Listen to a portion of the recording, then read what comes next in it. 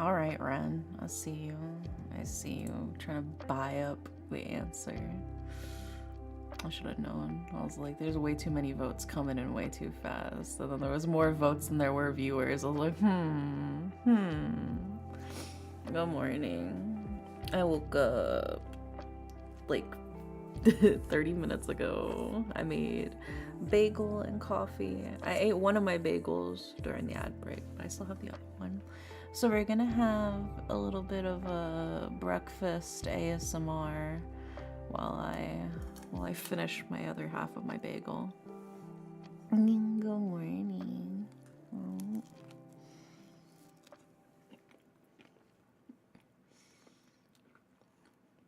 You brought food? Let's go. Oh my god, Benny. Thank you, Benny, for upgrading to the deluxe package. I'm trying to like make sure the mic isn't picking up like a fuck ton of my chewing or anything while I'm eating. Oh, very yummy bagel though. Yeah, we're taking it extra slow this morning in case y'all also need to eat something. And by this morning I mean 11 p.m.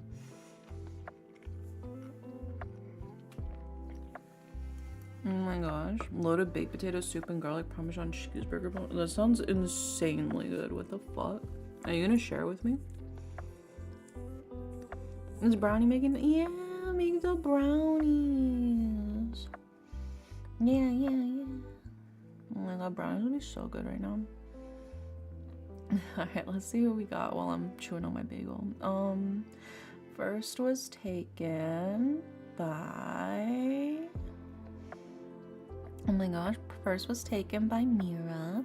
Thank you, Mira, for taking my first today. It makes me very, very happy that you could be my first. Daily Pillow, we got Vortexiality, Ren, Leonix, Jeremy, Lazy, Engar, Plum Blossom Pup, Drow Stranger. We got Thesaurus, Radiant Amalga. We got Benny. We got Spicy Nugget. Let's see. We also got Nitro Owl and Sequar. Welcome in. Thank you all of you for grabbing your daily pillow. She made red velvet cinnamon rolls. Oh my gosh. With the cream cheese icing, you gotta have cream cheese with red velvet. Do you know why it's red? Do you know why red velvet is red? It's actually very interesting. But yeah, welcome in. Let's see, we also have stream streaks from Jeremy and Ren. Thank you both of you for the 15 stream streaks. Oh my gosh. Thank you. No idea, I've never eaten red velvet. Okay, so yeah, it's caused by the chocolate powder they use. The chocolate powder they use is alkaline, and then whenever you combine it with the acidity of buttermilk, it turns it into a reddish color. So it's like a chemical reaction between the specific chocolate powder and the buttermilk that's used is what causes the red velvet appearance. But then sometimes some bakers like to punch up the red color and they'll add red food dye. But the original red velvet does not actually have any red food dye, and the reddish color actually comes from the chemical reaction between the alkaline baking cocoa and the buttermilk. So yeah, there you go. Fun fact. That's why red velvet is actually supposed to taste different from just regular chocolate cake as well. Though some people nowadays, some bakers don't make real red velvet. They just make chocolate cake with a fuck ton of red food dye. So, but now you know how to tell the difference between a real red velvet cake and that. I'll eat all the red 40. Let me keep eating my bagel. I'm like halfway through my bagel. Oh, chocolate chip fell off. No, 2 chocolate chips fell off. Get back on there. This bagel is essentially breakfast or dessert for breakfast. It was fun.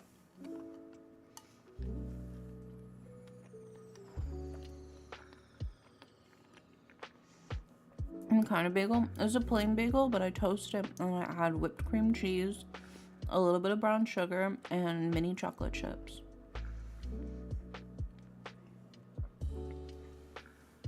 It's very yummy. Highly recommend.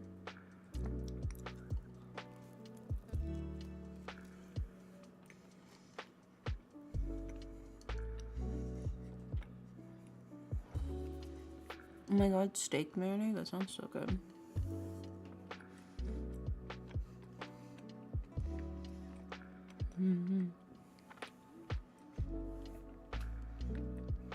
Also, guys, I'm gonna be so real with you. Whenever press start, you gotta stop posting fucking Morse code in my YouTube chat. I'm not translating that. And also, if you're under 18, you need to leave. And if you're lying about being over 18 now, you will be banned. Oh.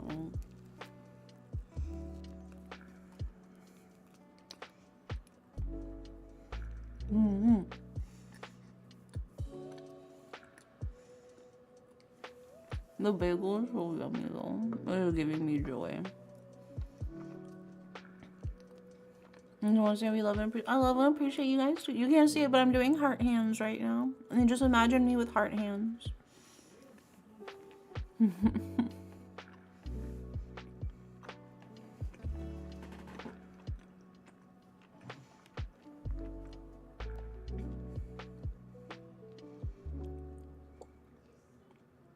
I can read Morse code on YouTube chat. Yeah, well, I know other codes, but I didn't bother learning Morse code.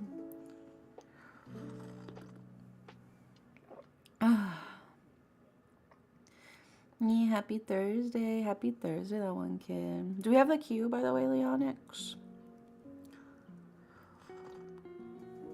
In case you want to post and pin the queue for me, pretty please. Okay, I got like 2 bites left of bagel, and then I'll be good. So hi, Void Sonic. Welcome in.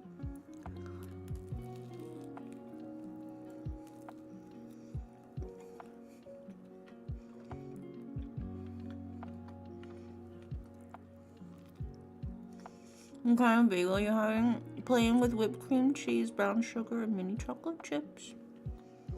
AKA dessert for breakfast.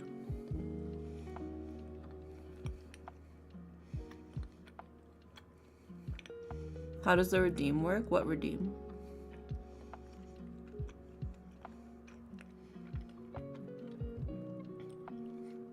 Oh my god, you got Taco Cabana for lunch without her? Yeah, I'd be pissed too, dude. What the fuck? How could you? You didn't even get her anything? You didn't even get her a taco, like, on the way back?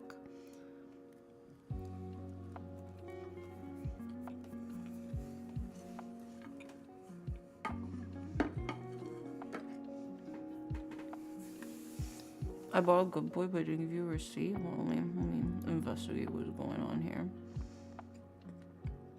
Did you type in what gender you wanted in the Good Boy thing? The Good Boy, Good Girl, Good insert here?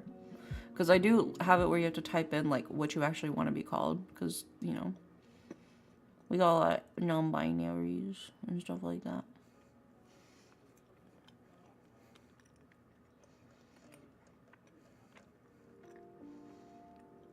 I'm double checking though to see if it went through.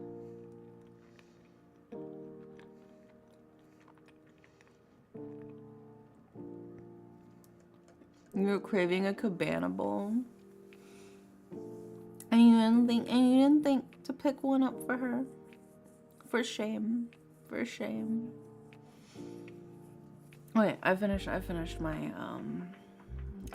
bagel. Breakfast ASMR is over now. It's just coffee ASMR now. Now I can grab all my cards. So hi, Darren. Welcome in. No, because I leave work at 2:30 and choose work at 7. But she wanted a cabana bowl. You should have shared with her. You should have teleported to her when you order breakfast or lunch or whatever, and you should have handed her her meal from Taco Cabana. If you were a real one, you would have teleported.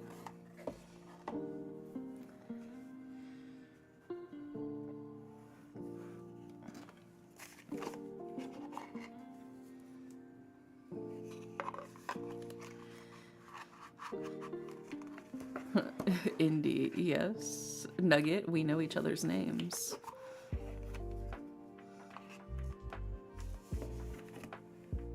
Yeah. We got all the cards.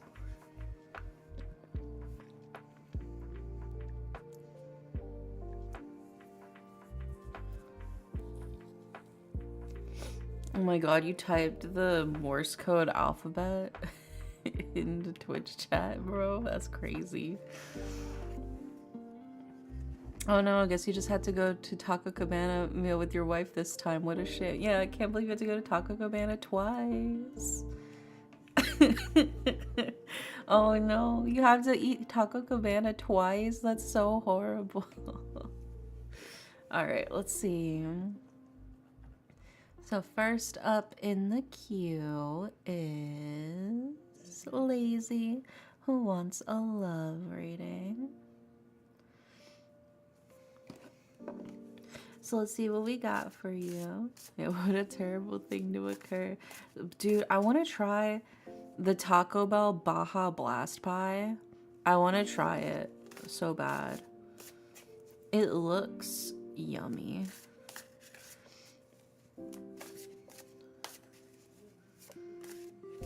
It's overrated. Well, I want to decide that for myself.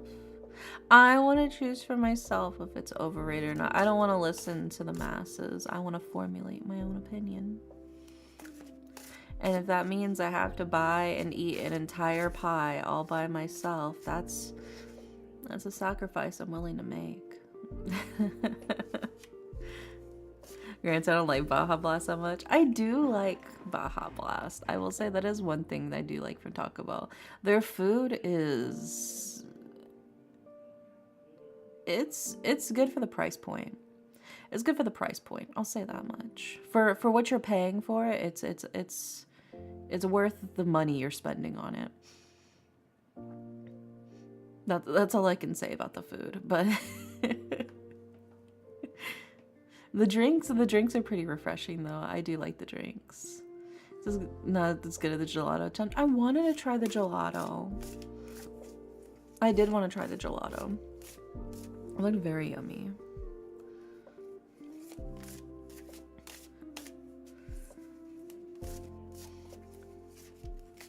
Alright, let's see what we got for Lazy's love reading.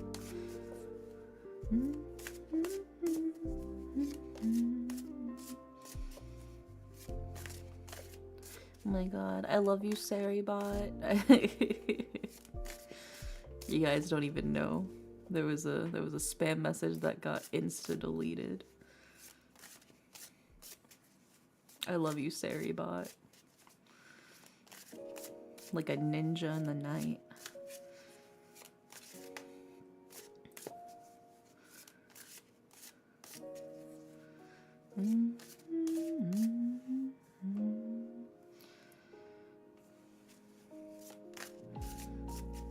Let's see what we got. Yeah, Sari's the go. We love Saribot in this house.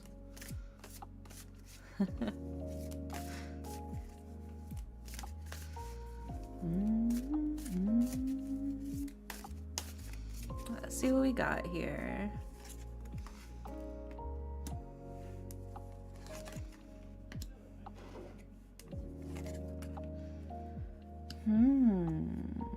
Okay. Interesting. Let's go ahead and put these up on the screen for you. Starting with... And then the next card is... And then the last card...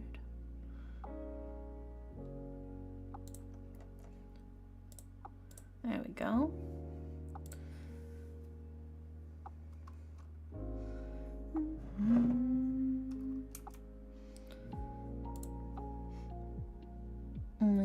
yeah. How did they know? How did Saribot know? That's crazy. But yeah, Saribot, very good bot, Saribot. I know, right? I know. I was like, what? Saribot responded? She's aware. She's sentient. The only sentient bot will allow. So everybody make sure you say thank you, Saribot.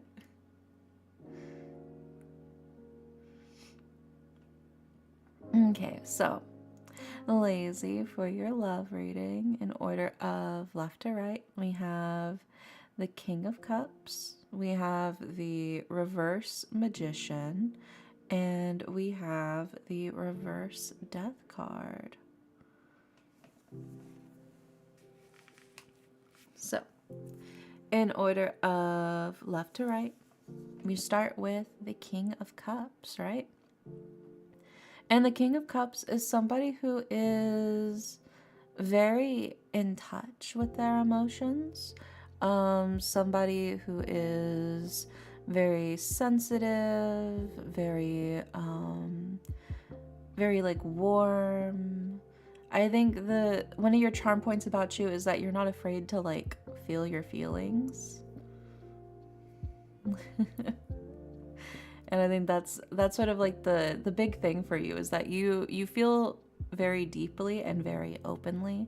You're very much like you wear your heart on your sleeve type of person. Oh my gosh, Set over here getting the ultimate relationship reading in caps lock. I believe in you. But we also followed up with the Reverse Magician card. And the Reverse Magician card is a little bit of like somebody who's kind of focused on everything that's happening around them rather than what's happening right in front of them or like within their own scope of view. It feels like you're paying too much attention to things that are outside of your control. And that's not actually all that helpful for you right now, especially if what you're looking for is love, right? I think the key thing here is kind of reorient your viewpoint to things that are within your actual control, right? So if you're like scrolling through, like for instance, if you're like scrolling through Tinder and you're getting like a bunch of like women be like, I won't talk to you unless you're at least 6'6". You can't change your height. You just gotta cut your losses there. I personally don't understand the height thing. I don't understand that. But that is like a thing. But like people are gonna set arbitrary standards and things that you can't do anything about. It's, so don't stress about if you're quote unquote like good enough or whatever based off of all of these arbitrary standards. Just focus on what's within your own abilities, right? If maybe your own abilities, the things that you want to adjust are things like, I want to be more outgoing. I want to be braver about asking people out. Those are things you can do. Those are things within your control, right? Taking initiative, taking action. Oh, well, maybe I want to learn how to be more fashionable, That's something you could do. Maybe I want a new haircut. That's also something you could do, right? Those are all things that are within your capabilities. Things that aren't worth worrying about, right? You will find somebody who will love you for you and the things that are within your control, right? So don't get caught up in all the details of stuff that, is out of your hands. And then sort of following that up as well, we have that Reverse Death card, which is kind of like the idea of like, it feels like because of this, you're clinging to bad habits. Maybe you're slipping back into an old sort of toxic mindset for yourself. Whatever the case is, it feels like the cards are like, hey, you're falling back into that thing that you were doing so well getting out of. You got to snap out of it. Like, maybe you're judging yourself against people around you that are getting into relationships. You're like, oh, why can't that be me? What's wrong with me? And it's like, not like there's anything wrong with you. You just haven't found somebody yet, right? So don't don't let what's happening in the world around you get you caught up in what can be done with your own two hands in terms of love, you know? You got this. How the fuck do the cards know? They can smell it. But there you go. Love reading as long as I don't fall asleep. Oh my god, fingers crossed. I believe in you, that one kid. I believe in you. But yeah, I think the key thing here is just focus on what's within your own capabilities, you know? If it's within your control, then you can worry about it. But if it's not within your control, don't worry about it, you know? And that's kind of the advice the cards got for you for your love. I think you'll be fine. I think you got a lot of really wonderful things going for you. It seems like the cards always say focus on yourself. Well, you are one half of any relationship. You are literally 50% of any romantic relationship that you're involved in. So, there you go. And that's why the cards usually tell you to focus on you. Focus on what you can do, you know? Yeah, of course I love hanging out with all of y'all. It's always fun. I wouldn't be here if I didn't want to be. Oh my gosh, Mita, thank you for the week-long streak. 7 days. Thank you for the 7 days. Mwah. Appreciate your love advice for us every time. Yeah, I'm glad it can help. And let's see here. Next up is Ren. And Ren wants a reading for my project. But what if I'm literally perfect? Well, then I think it's just a matter of time at that point, you know? You may be perfect, but other people aren't, Benny, you know? So, you gotta do what you can. I believe in you, though. Full spread too? Yeah, I got you, Ren. We got the full spread for Ren, including the Yu-Gi-Oh card.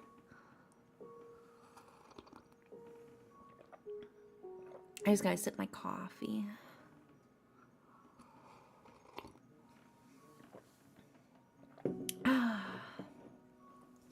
Best dating advice I ever heard was gotta be good at being single before being good in a relationship. That's so unbelievably true.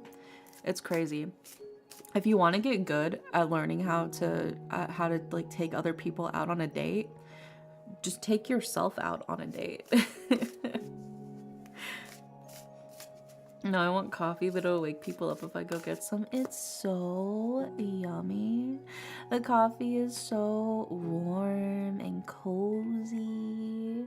And I got my favorite creamer in it. And when I hold my mug, it warms my hands. I love my coffee. I do also have water too for whenever I run out of coffee. You stop that? Stop what?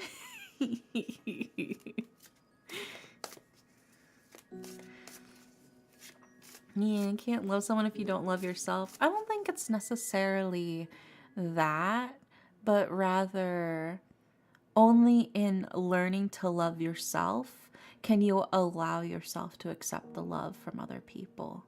I think that's the thing here, because it's easy to love someone else, but I think the hardest thing is learning how to love yourself, right? So it's only when you love yourself that you can truly accept the love that other people in the world may have for you, you know? Because that's the scariest and hardest part of being in a relationship, is that vulnerability of allowing other people to see you for you. And seeing that they'll still love you, even though, you know, we're not perfect like Benny is.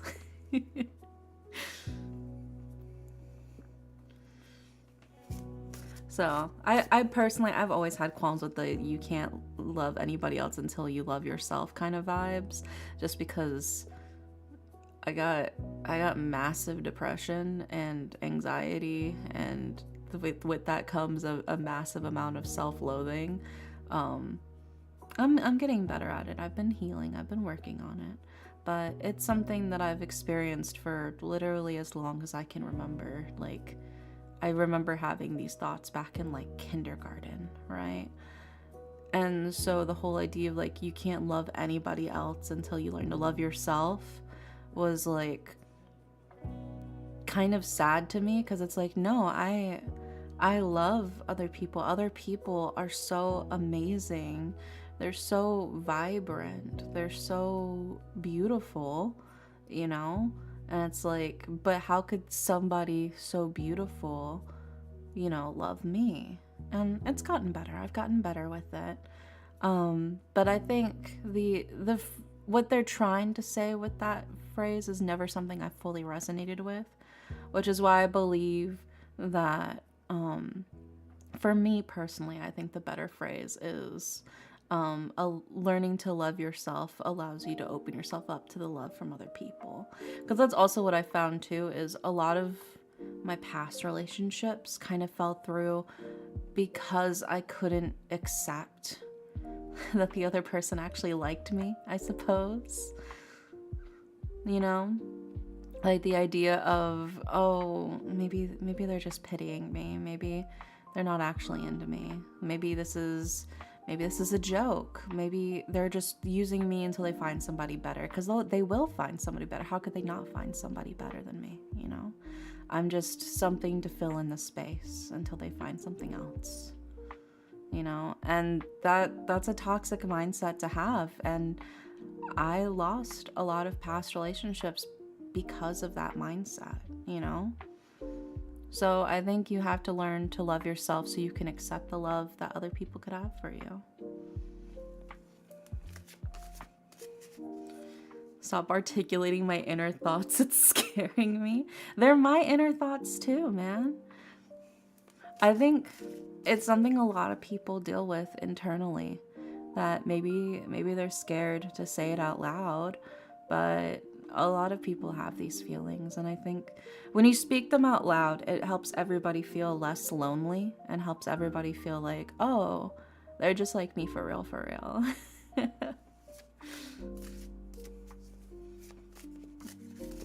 But I mean, it's happened before. I have been essentially the in-between, or the stepping stone until the quote-unquote better thing. It sucks, and it's actually definitely fucked with my self-esteem too. Like, oh my god, dude. I had an ex who I had an ex. Oh my god. And they butt dialed me while they were talking shit about me. While we were dating, they were basically ranting while they butt dialed me. So they called me. And so I hear them say my name. So I'm listening in on the call because I'm like, oh, they're talking to me, right? Because they said my name. They're talking about me. And then I just hear them say all of that stuff. And what's crazy is I was still willing to work things out. That's how insane that was. Is I was still willing to be like, well, maybe we can patch things up, you know? And then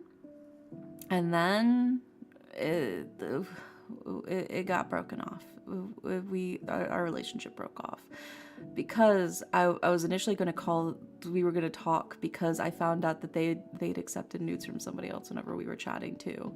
I was like, hey, what the fuck? We're in a relationship. Why are you accepting nudes from other people? And their response was essentially, I mean, yeah, this guy's been flirting with me for like the 2 years we've been dating, but like whenever he asked me if I wanted to see his dick, I didn't think he'd actually send me his dick pic. It's like a madman kind of, like he was just like a mad lad kind of thing. I'm like, bro, the fuck? He's been blatantly flirting with you for 2 years, the entire time we've been dating. And so if he asks if you want to see his dick and you say yes, like, is that how is that a shock that he actually sent you a picture then? Right? And then what's even worse, like a month after that breakup, I lost my little brother. A month after that breakup, I lost my little brother. And I was just like in the trenches of grief. And I posted in the group chat about like with the friend group chat, because he was also in the friend group chat because I shared a friend group with him, and I posted in the friend group chat, I'm like bro, like I lost my little brother, like things are really tough right now. It's been really difficult. Like I wasn't even, you know. And you know what this motherfucker does? Do you know what this motherfucker does? He DMs me going, oh my gosh, this breakup was so good for me. Like, I'm so glad to see that you're doing so well, but this breakup was like the best thing that's ever happened to me. I'm so relieved. I feel so much lighter now. I found somebody who's like an artist just like you, who is like also the same race as you, because he was a white guy, who kind of looks like you. They wear glasses like you. They do all of this like you, but they're so much better than you. They're like the better version of you. And I'm dating them now, and I'm so much happier. I'm just so happy now that we broke up, and I'm so glad things are going well for you. Mind you, I just posted like 2 days ago in the friend group chat that my brother died. And I was just like, what the fuck is wrong with you? What the fuck is wrong with you, bro? That's still something I'm still like, ugh. Ugh. Ugh. Talk about relationship trauma, bro. Talk about relationship trauma. Being literally told by your ex that they found somebody who's exactly like you except better in every single way is like insane. Also, if I was so bad, why are you trying to find an upgrade of me?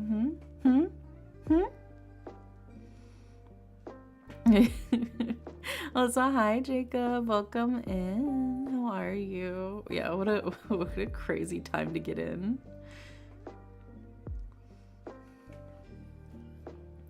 Yeah, so I had to deal with both the breakup and the grief of like losing my little brother in like the span of like 3 months. It was rough. It was rough. Luckily, I didn't have a lot of friends with me, so I had a very good support system outside of that. But yeah, dude, that gave me a headache. I didn't even have to deal with it. Not all of my relationships ended that messy. Most of my relationships broke off pretty cleanly. I'm still friends with quite a few of my exes, you know, but it is definitely, that one was, I think, the messiest and the craziest one.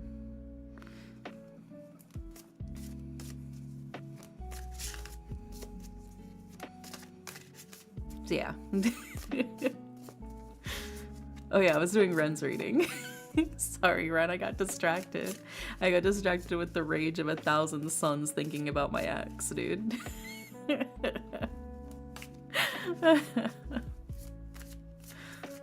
Just like, it costs $0 and 0 cents to do that bullshit. It happens, I'm sure Ren understands. Yeah, let that guy stay your worst breakup story. And all of that pain, all that suffering for a white dude. It's always a white guy doing the most. I'm sorry. Always.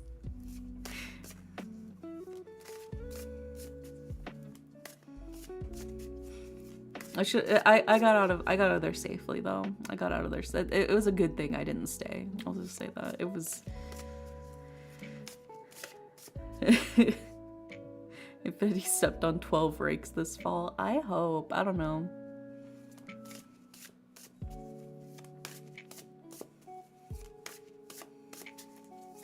It'd be kind of funny, just like a cartoon stepping on rakes. I hope he stubs his toe.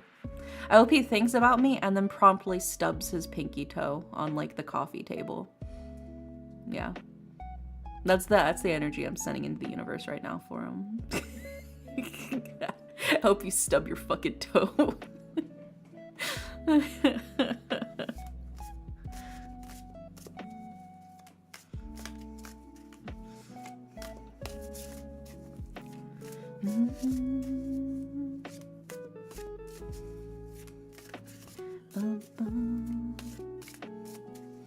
Hope he bumps his elbow in the door frame. Yeah, that's crazy. Stub toe while the other foot hops back onto a Lego. Ooh, that's a good one. Yeah. Yeah, sorry the white guys, but never, never date a white guy. I mean, I've dated quite a few. I'm still friends with some of my exes who were in fact white guys as well.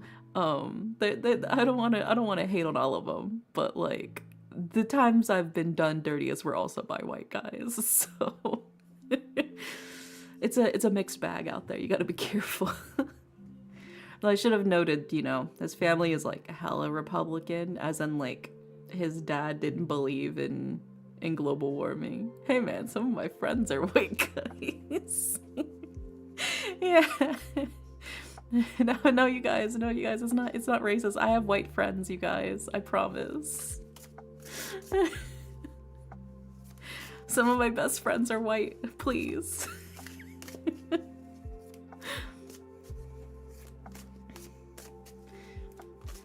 No, it's just like a certain brand of audacity that only comes from having white male privilege, I suppose. Oh my god. Sugar and salt unfortunately look the same as a white guy. Why did I get held back on? Allow. There we go. Okay, we're good with that now. We'll move on. We don't need to dwell on that too much anymore. But no, his family was like hella Republican. His dad didn't believe in global warming, and his mom thought that since I'm Mexican that I was trying to baby trap him. It was crazy. I feel like that should have been enough of a warning for me to get the fuck out of there. It's like, brother, I was like 22. Why would I want to baby trap your son? Like, let's be so real. Also, they were the ones who said, "Oh, we're not rich. We're middle class. Anyways, this is our house that we just bought for $1 million."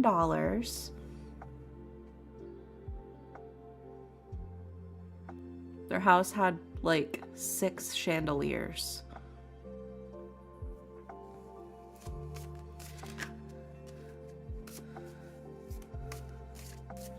Yeah, okay, sure you're middle class, man. All right.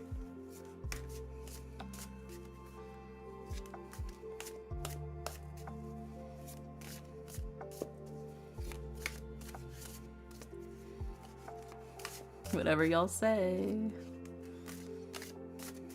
Yeah, Mexican equals baby trap. Yeah, I guess. It's my parents' money, not mine. Yeah. Yeah, his mom thought I was like trying to get knocked up so that he'd have to pay child support or something. It's like, brother, I am not trying to get knocked up at all. Like, hello? Childbirth terrifies me. Are you kidding me? We're comfortable. Oh my god, I fucking hate. And I told you guys, you know how I always tell you guys, you can judge the contents of a person's character based off of the toilet paper they have in the guest bathroom. They had that shitty ass, cheap ass, fucking 1-ply toilet paper in their guest bathroom. That's how you know. Yeah. You have $1 million house with marble kitchen countertops and a hot tub and a pool in the backyard and a pond with like a fucking water fountain built in the front yard, but buying Charmin Ultras pushing your budget a little too much. Okay, yeah, sure, all right. Should have known right then and there. You can't trust anybody who doesn't treat their guests' ass properly.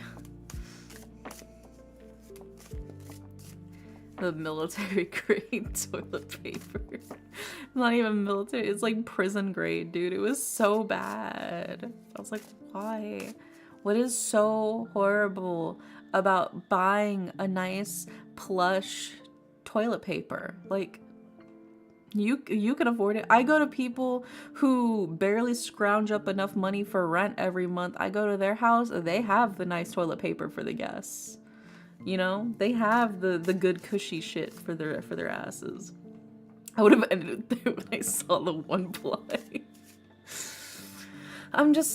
Unfortunately, I'm just too kind and benevolent of a person, so I tried to ignore the signs, but never again, never again. I shan't fall to the same victimhood twice. I will learn from my mistakes.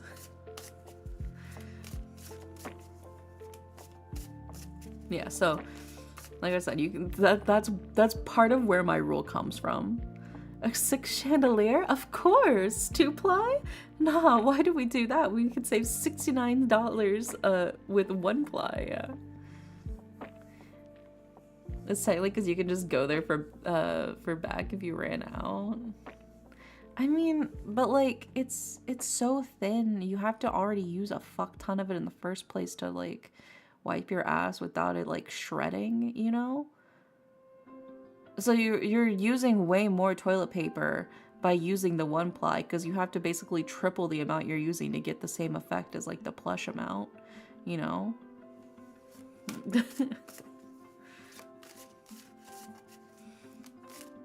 like even from like the standpoint of you're using less of the fancy toilet paper anyways whenever you're cleaning because it's got that strength and the durability. I love wiping my ass and my finger accidentally pokes a hole to brown out. I hate that you made me read those words with my own 2 eyes, Ren. Oh, sorry, that was Set. Sorry, both of your names are pink. I was like, oh my god, Ren. No, Set, yeah. Yeah, ew. Horrible. Yeah, I'm gonna go remove my eyes. I'm framed Ren, yeah. So I've like look at everybody based off of the color of their name first, and then I actually read their names. Whoopsie poopsie. Yeah, never trust somebody who uses 1-ply toilet paper. They can't be trusted.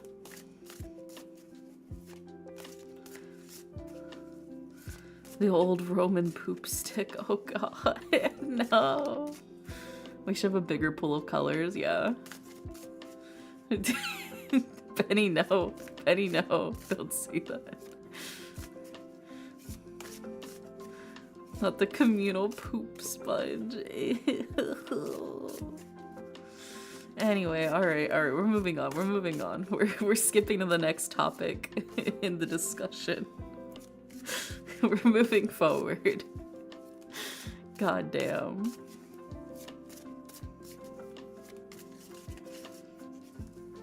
Let's see what we got for Ren's project rating. I've been shuffling these cards for a while.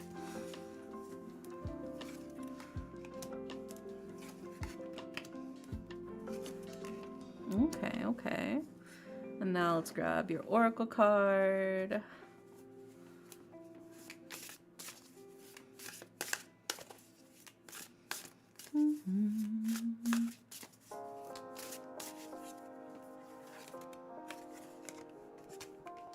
And then we'll grab your Yu-Gi-Oh card.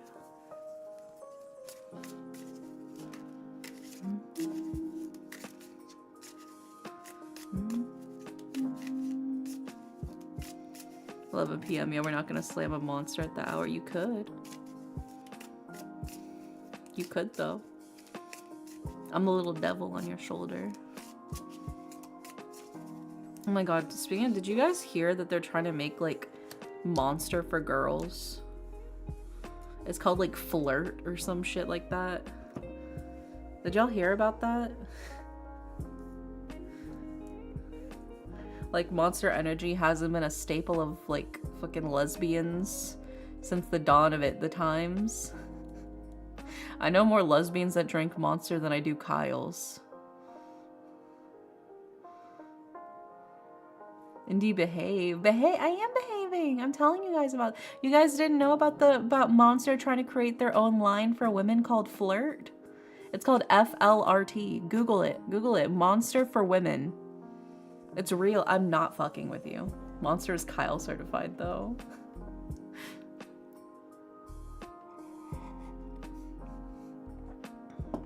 There's only so many Kyles in the world though. There's way more lesbians in the world than there are Kyles. Yeah, it's like it's 2025. We're really trying to pink tax energy drinks now. It's so embarrassing, dude. Literally, most of the people I know who drink Monster that are women. I don't know that many that are men that drink Monster. Like, even like the Monster Javas, I knew like multiple girls who were like obsessed with like the Monster Javas.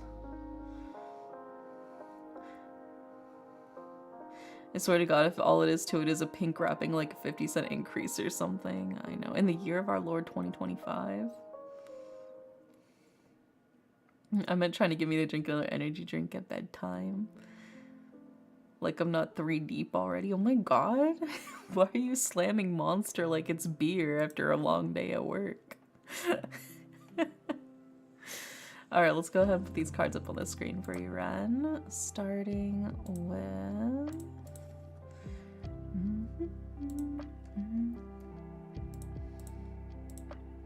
Just to feel something. Yeah. Like a little something to take the edge off. They have more fruits in the flavor name. What flavor is Monster anyway? I've never actually drank a Monster before.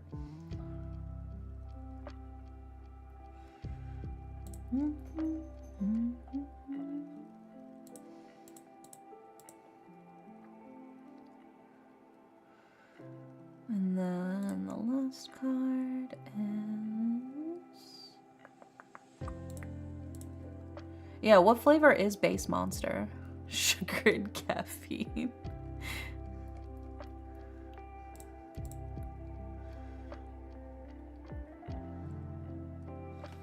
I think green apple. Is it really like green apple? Is that the flavor?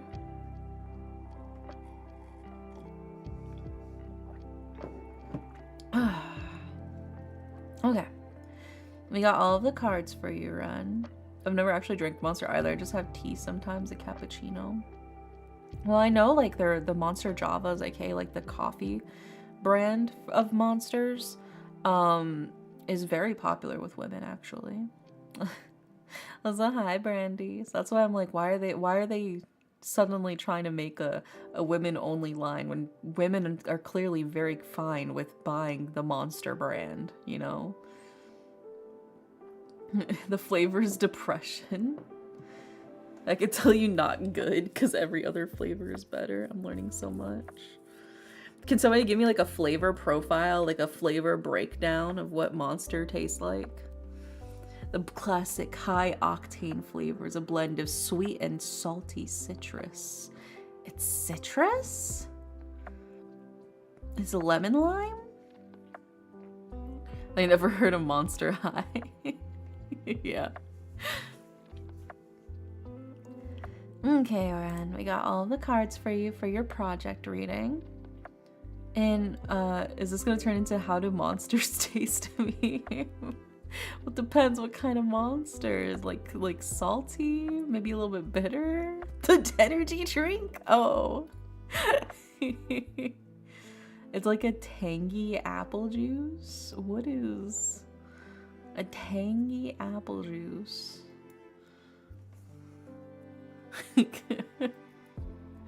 38% depression, 42% gasoline, and 20% piss. Ew, I'm not drinking that. I'm not drinking that. Oh, I'll simply say, no thank you, actually. No thank you. Okay, so we'll go ahead and start, Ren, for your project reading with, so in order of left to right, we have the Justice card, we have the Page of Cups, and we have the Reverse Moon card. And then for your Oracle card, we have Summer. And then for your Yu-Gi-Oh card, again, we have Protector of the Throne. I feel like this Yu-Gi-Oh card always comes up for you. And I have 2 of them, but you always get the one specific one. Every single time I pull for your Yu-Gi-Oh card, I swear to God, you always get this specific Yu-Gi-Oh card. But yeah, let's go ahead and start breaking this down for you, starting with the Justice card, right? I don't get Justice very often. Yeah, well, Justice is a card about timing, right? Justice is a card about the time is right. Now is the time for action. If you're gonna do it, fucking do it, right? This is the this is the Shia LaBeouf. Do it. Just do it. Don't let your dreams be dreams. Do it. That's this card. That's the Justice card right now. The Protector of the Throne really likes me. Yeah. But yeah, the Justice card is all about just like, stop holding back. If you're gonna do it now. Now is the time. Go for the action. Jump on it, right? And then following that up as well, we have the Page of Cups. And the Page of Cups is somebody who is definitely more innocent, doesn't have as much experience, but is full of excitement, full of wonder, full of passion, and they want to kind of just like run wild with it. I feel like the cards are saying like, go run wild with it. You don't need to feel contained.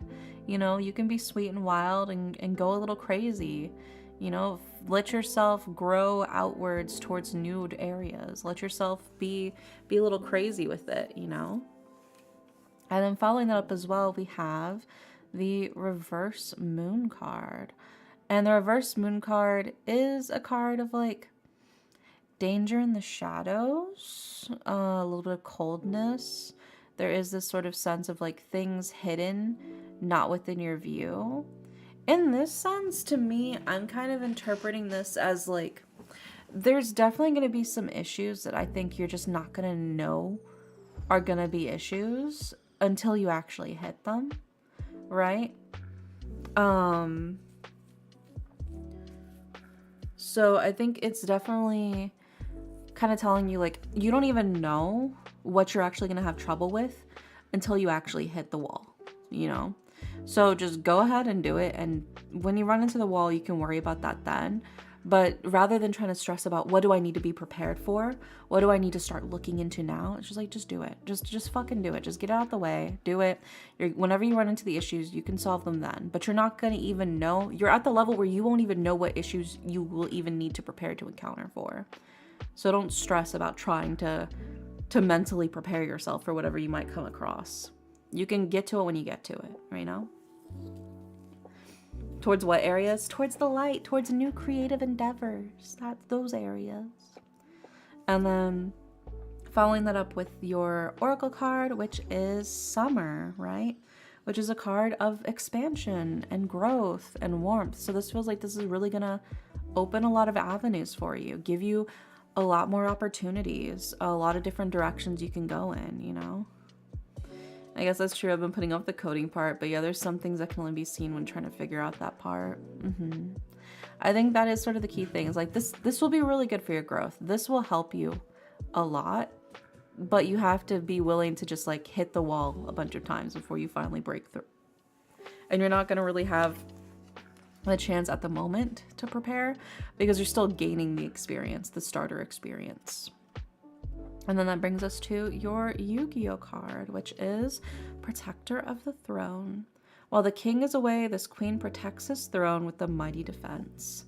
I think while you're out adventuring, you know, while you're out trying your new things, you're out experimenting with new potential abilities, you can still fall back on your abilities from other things in your life to help you problem solve, you know?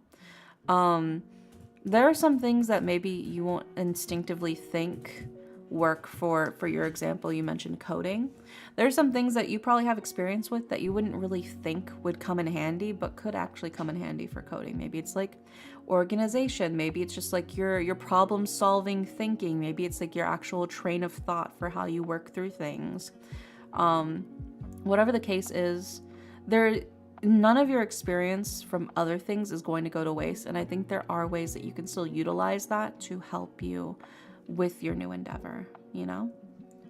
So be brave, put yourself out there, and trust that your past experiences and other unrelated things can still carry you through in your new endeavors and your new adventures and your new learning. There you go, Ren. I hope that helps. Fingers crossed. Me when the software dev thing I learned is actually useful for game dev. Yeah, exactly. Hi, Brandy.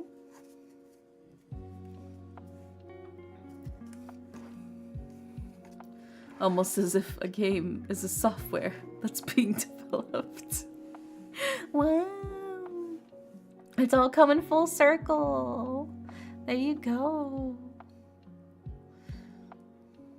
Mayhaps it is.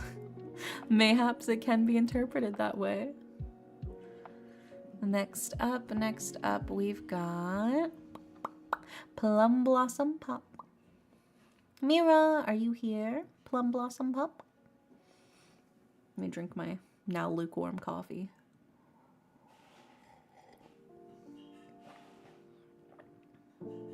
Yeah, I hope it helps, Ren. Fingers crossed.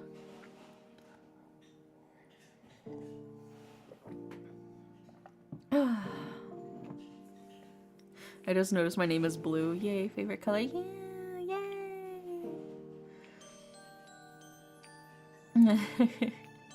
Oh my god, Benny, thank you for the gift sub to Plum Blossom Pup. Thank you. What creamer's in the coffee? It's the International Delight Sweet and Creamy. That's the creamer I have in my coffee right now. It's my favorite creamer. Hashtag not sponsored.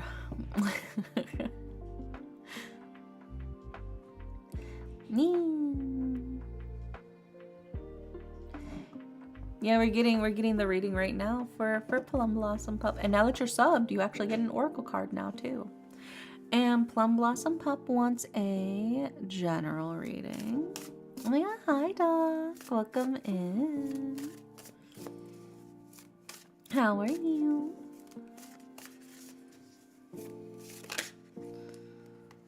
The tower. No, don't try to summon the tower. No, you don't want to summon the tower. We'll see what we get for you. For Plum Blossom Pups, a general reading.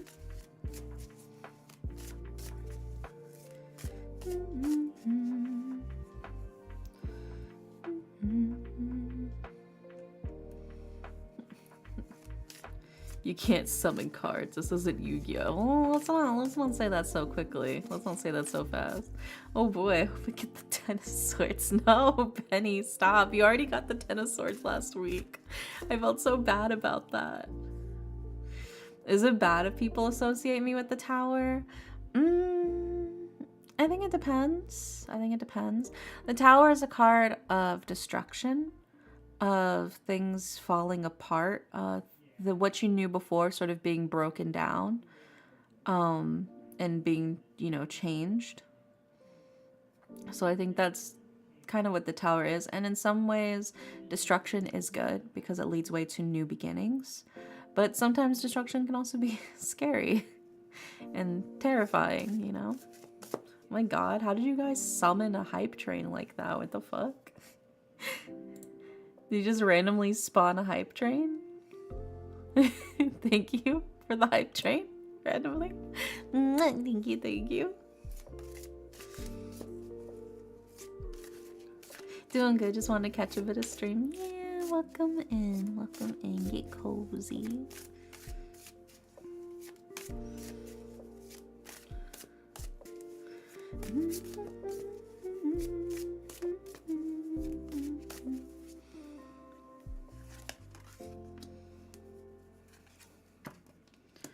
Okay.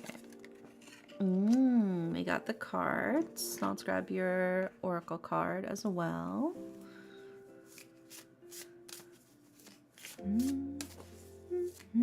Oh my god.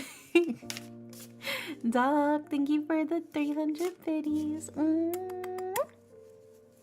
And Brandy, thank you as well for the 10 biddies. Very sweet of you.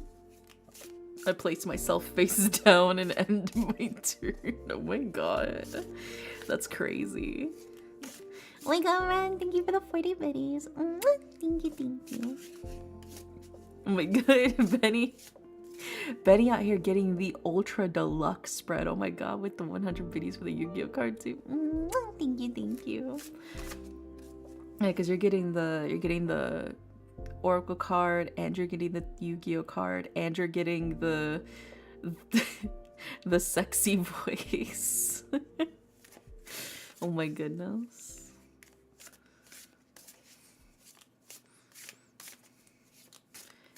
It's been a while since I've done the full deluxe spread.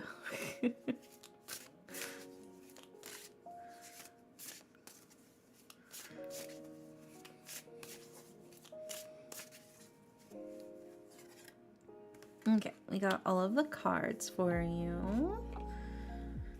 For your reading, Plum Blossom Pup. So let's go ahead and put these up on the screen for you. Starting with...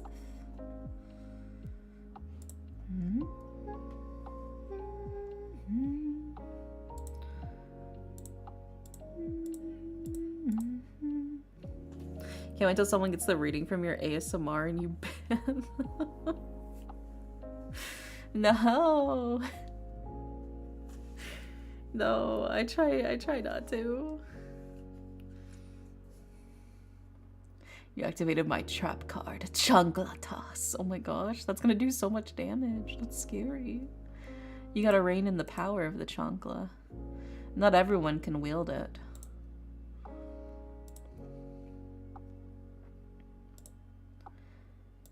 And then the third card is... There we go. Okay. We got all of the cards for you. Also, hi, Vivi. Welcome in. How are you? So, in order of left to right, Plum Blossom Pup, aka Mira, for your general reading. We have the Knight of Coins, we have the Four of Coins, and we have the Emperor. And then for your Oracle card, we have Autumn. You forgot my field spell 6 chandelier. Oh god. Yeah, no tower, no 10 of swords. You don't need the tower in this reading anyway. It's fine, don't worry about it. So, let's go ahead and start breaking this down for you, starting with the Knight of Coins. The Knight of Coins is a card of, it ain't much, but it's honest work, you know? You keep it simple, you keep it clean. That's the way that you're making me feel tonight, you know? It's hard to let it go. It's very much a card of somebody who just focuses on what's within their own abilities, does their best. They're not trying to be fancy, they're not trying to do anything crazy. They're just, you know, trying to do their best to just make things work. And it's working, you know, so take that as a good sign there.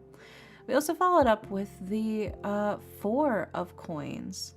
And the Four of Coins is a card of like clinging to the past. It's sort of like this longing for the quote unquote like good times to come back.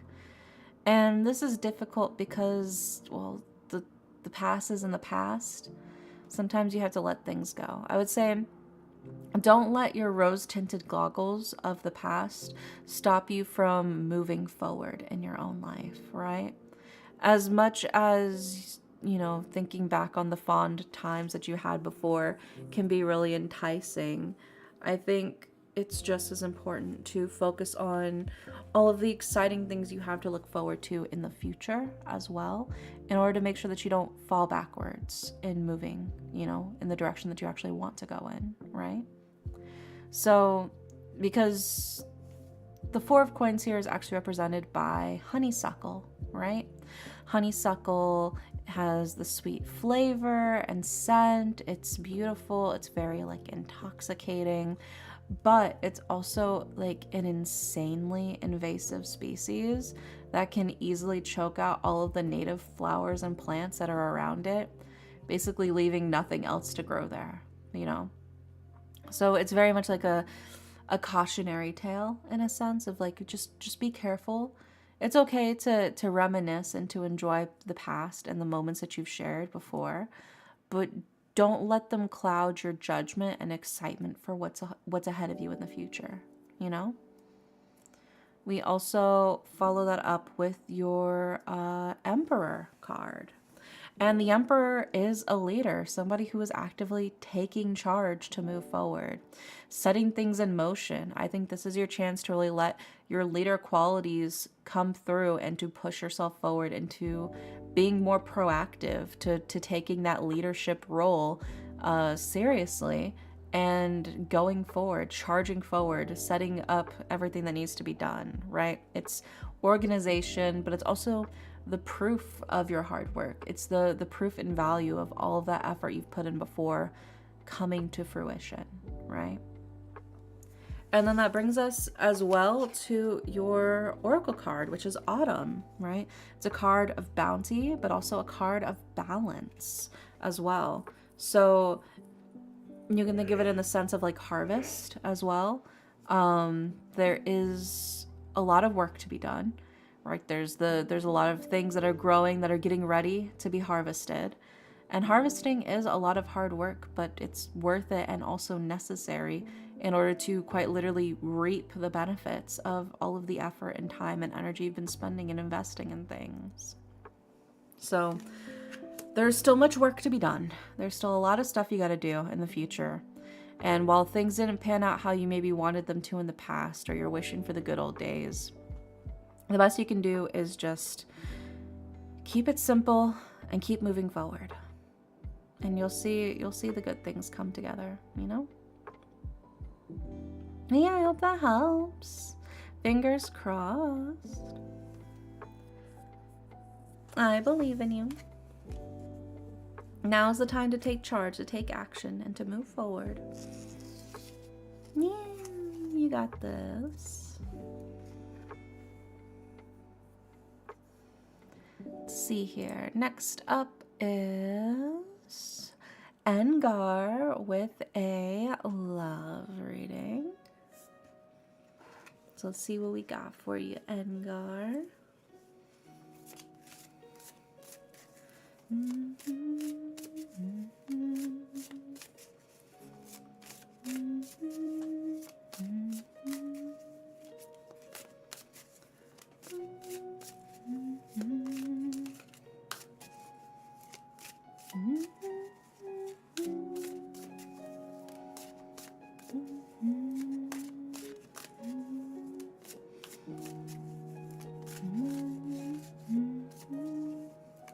Hope you're doing well, by the way. Yeah, I am doing well. Thank you for asking. Yeah, we got a love reading. Yeah, let's see what's in the cards for your love reading, Engar. And now I'm asleep. Yeah, good night. Sweet dreams.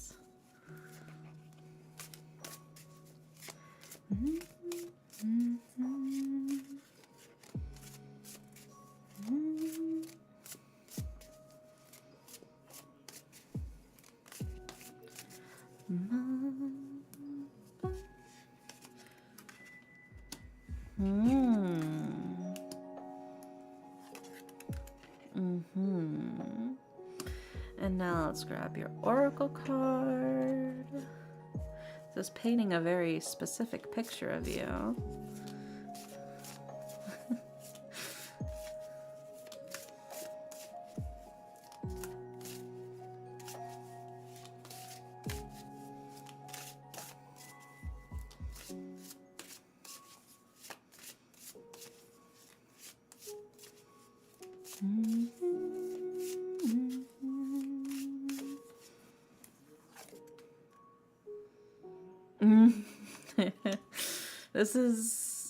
This is painting a very, very specific picture in this love reading. How do I ask this? Did you have a messy breakup? Did you have a messy breakup as well, Engar? Let's go ahead and put these cards up on the screen for you. So starting with...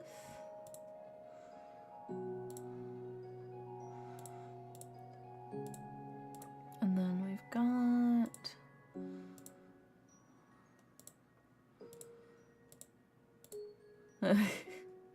Always a good start. Question before I answer. Recently? I don't think it necessarily needs to be recently, but I think it's a messy enough breakup that it's still affecting you now. But I feel like that also sort of answers the question if you have to ask how recent. I don't think it necessarily matters how recently, but it's definitely something that you haven't let go.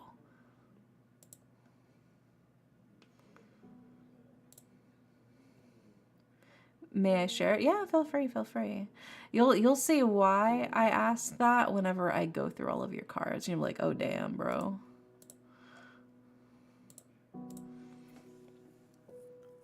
Like, this is like the epitome of a messy breakup that's still weighing on you now.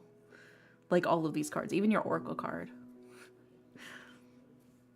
Which I don't even think I've used this Oracle card before on stream. I don't think anybody's actually pulled this Oracle card on stream before, which makes it even more like, damn, bro, that's crazy. But yeah, okay. We got all of the cards for you, Engar, for your love reading. In order of left to right, we've got the Five of Swords. We have the reverse Four of Swords. And we have the reverse High Priestess. And then for your Oracle card, we have Sickle, like what's used to cut grass. So, let's go ahead and start breaking this down for you, starting with the Five of Swords. The Five of Swords is keeping other people at a distance. It's very much a card of like, you have your guard up, you refuse to let anybody get close to you, and it's sort of like this recklessness in pushing other people away to the point where you're kind of fucking yourself over. It's very much like a card of like inflammation, keeping other people away. It's like, don't hurt me. Don't hurt me. I got my guard up. I got my sword up. You're like a feral little kitten with all of its fur raised up and like standing straight up. That's what the Five of Swords is. It's to be noted though that the stinging nettle, which is the plant that's here, it has all of those spikes. It has that burning quality to it as a protective measure. It exists to keep itself safe, right? My last relationship, they broke up with me cheated on.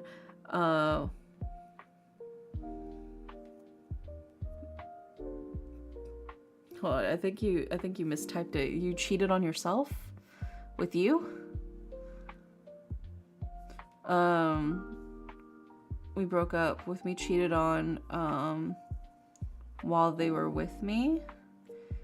Tried to crash your mom's funeral, which happened 2 days later after I found out what they were up to. That's crazy. That's crazy. That's a lot. That's a lot. That's wild. Yeah, I can see why you're not over that. Oh, the partner cheated on me while we were together. Yeah, okay. I figured that's probably what you were trying to say. Yeah. But yeah, so needless to say, you have some walls up. I think it's a bit difficult for you to let your guard down around other people or to trust other people right now. And that feels also amplified, not only by the Five of Swords, but by the reverse Four of Swords, which is a card of healing. After battle, right? It's a moment's rest before you have to pick up your sword and go charging back out onto the field, you know? Also, hi Frank, welcome in. So it is very much a reading of like, there's a lot that you're trying to protect yourself from right now. There's a lot of pain, there's a lot of anger, there's probably a lot of, I mean, just in general, betrayal that you're feeling, and I think that still hasn't fully left you. from that past relationship, which I can't blame you. I don't think that's a very heavy thing to have thrown onto you, somebody cheating on you. It sucks. It's like I talked about it earlier. It sucks so hard. I completely understand what that's like. It is the anxious hedgehog response, yeah. But you can definitely see with your reading, there is a lot of like keeping other people at a distance, trying to focus on keeping yourself protected and keeping yourself safe, even if it means kind of hurting other people in order to keep them away. It's like it is very much like the spiky hedgehog sort of analogy you got there, keeping other people at the other end of your spikes. And it's a protective measure. It's because you're scared of getting hurt again. Who wants to have that happen to them again, right? It's a completely normal response to keep everybody else at the distance, because your trust has been massively broken, right? And then that sort of brings us to the reverse High Priestess card that we have here as well, right? And the reversed High Priestess is a card of somebody who sort of has an unwillingness to understand something. Maybe your partner doesn't see what they did was wrong, or they don't think it was that big of a deal, or whatever the case might be, or whatever the case is. It definitely feels like there's a lot of unresolved energy in the air, right? Doing the best I can just to try not to hurt anyone else. Yeah, I mean, I get that. I don't think what you're doing is you have your guard up, you have your shield up, you have your sword up. You're like, don't approach me, don't get too close to me, don't. I'm not gonna let my guard. I'm not gonna get tricked a second time. But these are new people. These are new people. These are not the same people who hurt you, right? The people who hurt you, absolutely, you don't need to forgive them. I don't think you need to forgive them to move on. I think you can be like, that was a really shitty thing for you to do, and I'm not okay with you. And I think that was a really shitty thing as a person for you to do to me. But I think you can still move on and treat other people differently, right? It's perfectly fine to have your sword pointed towards the person who caused that pain. But I think the trouble is that you're seeing everybody as the potential to cause you more pain. And so it's giving you a hard time in letting your guard down for you to build new relationships with other people, right? For them to prove that they're not going to hurt you, right? Because there are people who absolutely do not want to hurt you. 100%, all they want is the best for you. All they want is to give you love. But if you're pointing your sword at them, and you're like, stay the fuck away from me, you're not coming within 5 feet of me, how are they going to prove that, you know? And I think that's kind of where your Oracle card comes in, which is Sickle, which is a card of focus, regrowth, but also letting go, right?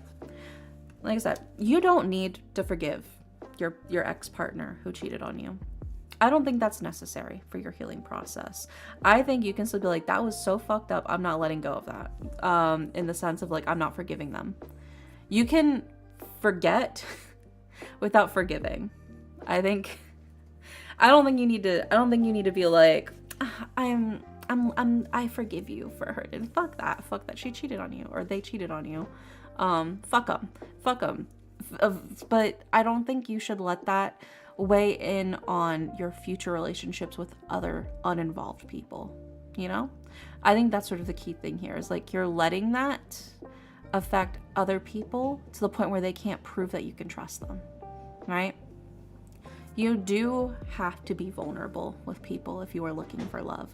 You do have to allow the potential for yourself to be hurt in order for them to prove that they're not going to hurt you. That vulnerability is key to actually finding love. And that is so scary. I completely understand why that would be really scary for you. And so I don't think you need to forgive that person who fucked you over. Fuck them. But I think you have to give other people a chance by willingly and sort of forcibly telling yourself, this is not the same person. This is a completely different person. And if that person breaks your trust too and hurts you, then fuck them too. But that wasn't your fault, right? It's not your fault to give people that initial trust. It is their fault if they break that trust, you know? And it's easier said than done. And I think it's going to take a bit more work to sort of work through that. But I think the key thing here, if you're looking for new love, if you're looking to move forward with your life, I think is to let go of the pain and the sort of trauma that was caused by that past relationship, that past pain.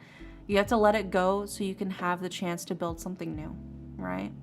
If you let that control you, in all of your future relationships, you are not going to be able to properly connect with the other people who want to get to know you, who want to prove their value, who want to prove how dedicated and loyal they actually are, right?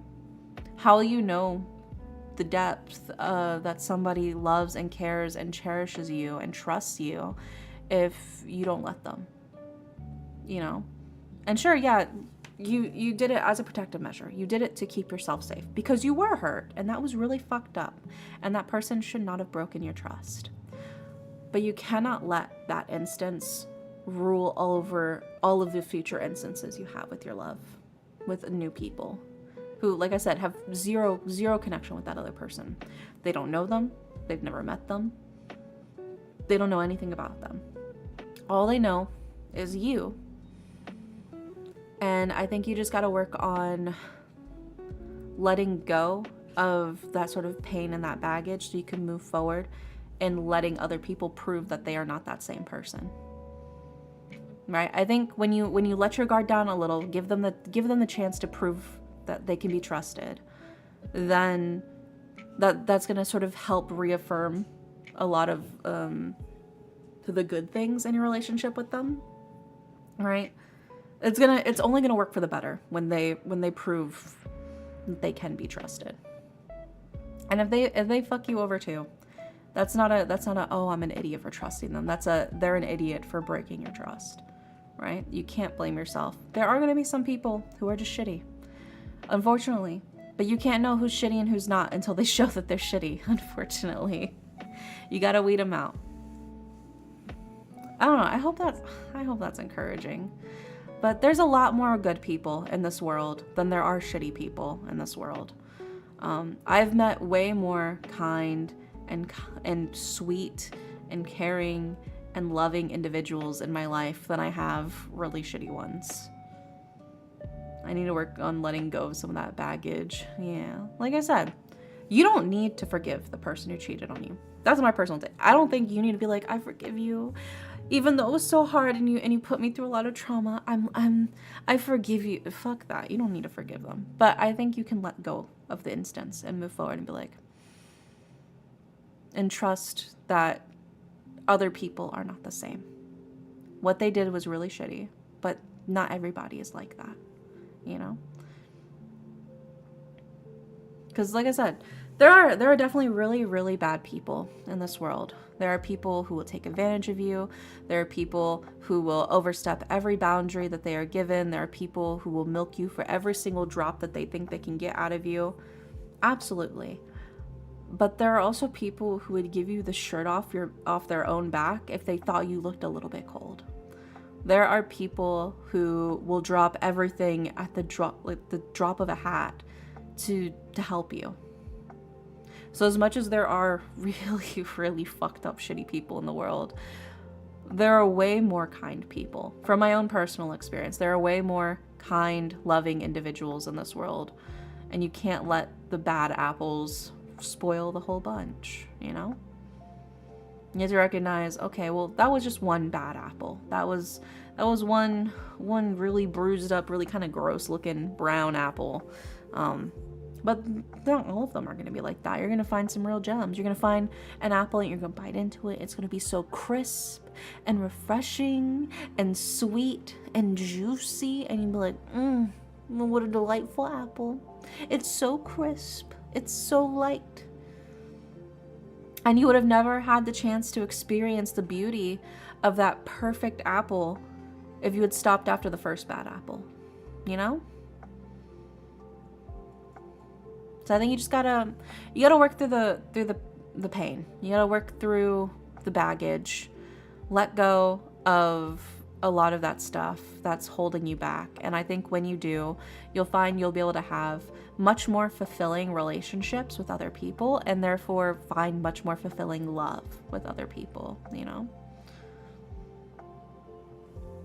Because like I said, love is about vulnerability. It is about trust, knowing that that other person has your back. And if you can't trust that they fully and 100% got you, how are you going to find love, you know?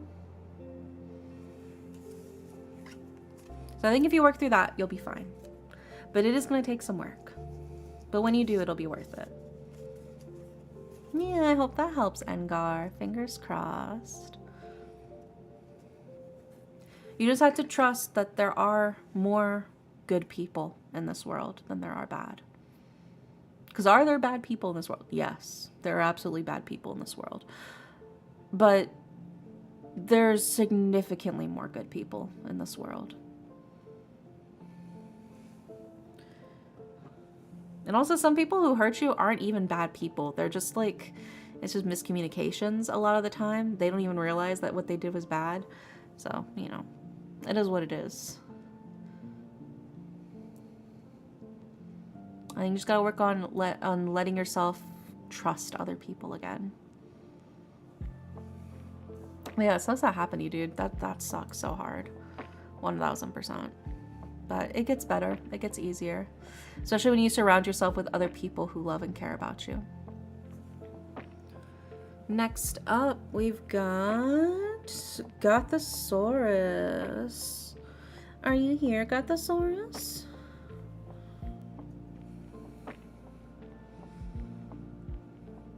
If you bite the rotten apple, don't get the worm like I did. 11 out of 10 would not recommend. Yeah. Yeah, keep your head up, king. Don't let your crown fall off your head. Yeah, so sometimes it's not necessarily bad people, just bad situations. Yeah, it can be complicated. Sometimes people do shit that's stupid or dumb, and they didn't have malicious intentions. They were just kind of an idiot, you know? That happens too. I don't think the cheating was that instance, but I'm just saying, in case other people break your trust, don't assume that everybody's doing it maliciously. A lot of the time, people are just being really stupid.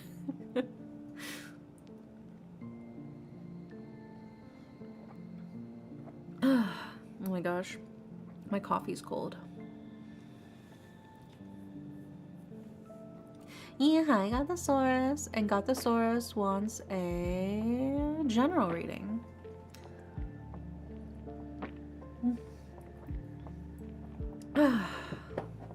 Dinking more of my coffee. Let's see what we got for you, Gothosaurus. For your general reading. Yeah, sweet dreams, Engar. I hope you sleep well, okay?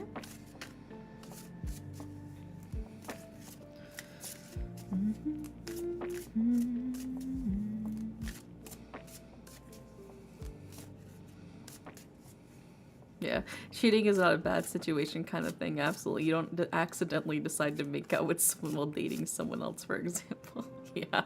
Yeah, that's like a whole list of things you have to do in order to like cheat. That's not like a, oh whoops, I slipped, you know, and you know, they were laying on the bed and their pants had just fallen off because they just tripped on their own pants, so their pants came off, and then I tripped and my pants came off, and then we fell and we landed on each other, and then there was like an earthquake shaking, and it just kept going over and over again, and you know, it's not really something that happens.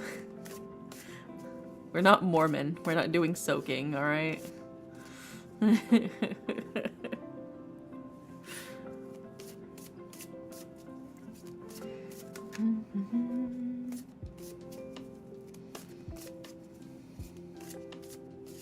Man, Wild Dojin plot though. What ecchi anime is this? Oh, you know. Let's see what we got for your general reading, Gothosaurus. But what if our husbands aren't gay? Yeah, they just experience same-sex attraction. Just because my husband's attracted to men and goes on camping trips with men all by himself for the entire weekend Doesn't mean he's gay. How dare you?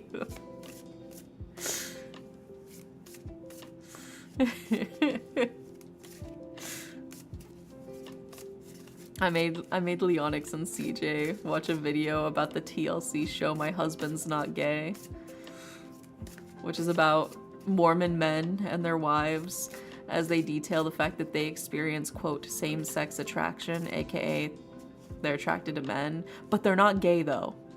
But how dare you say they're gay just because we're attracted to men.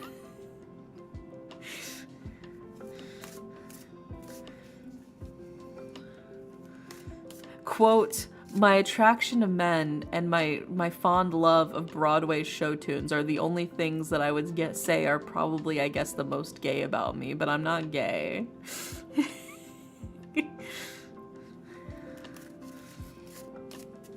I mean, if it's about kissing the homies goodnight, nothing's gay if it's for the homies. It's not gay if the balls don't touch. It's not gay if you leave your socks on, I promise. Keep your socks on, bro. We'll be fine. What are you talking about? You don't have a camping twink with you when you camp? Oh, camping twink. Time to set up the tent. And while you're setting up the tent, I'll be pitching one of my own.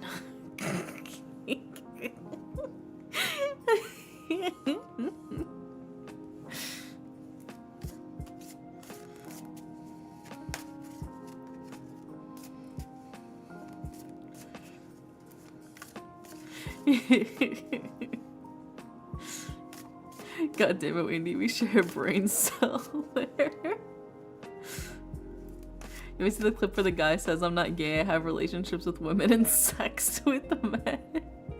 Oh my god, no, that reminds me though, I saw an interview with like this one man. It's like a Japanese interview. So like this one woman's like talking to this man, his face is blurred out. But she's like, how do you feel about like the LGBTQ community? This is all in Japanese, so I'm just translating it. And he is like, oh, I mean, I feel pretty neutral about them. I don't really have any strong feelings. They're, you know, they're just living their lives. She's like, do you think that Japan is becoming more like pro LGBTQ? And he's like, oh, yeah. I would definitely say so. He's like, yeah, I mean, I've got gay friends. I've even been to the hotel with some of my gay friends before. And she's like, huh? Like, really? You've been to a hotel with them? Did you have gay sex? He's like, no, we just had normal sex. But that made me realize that I'm not gay because I'm not actually attracted to men. So I think it was really important for me to know that. You're such a king, bro. He's like, yeah, no, we just had normal sex at the hotel with my gay friend, and that made me realize I'm not gay. And you know what? He's the only real straight man. How can you truly know that you're straight until you have gay sex with the homie?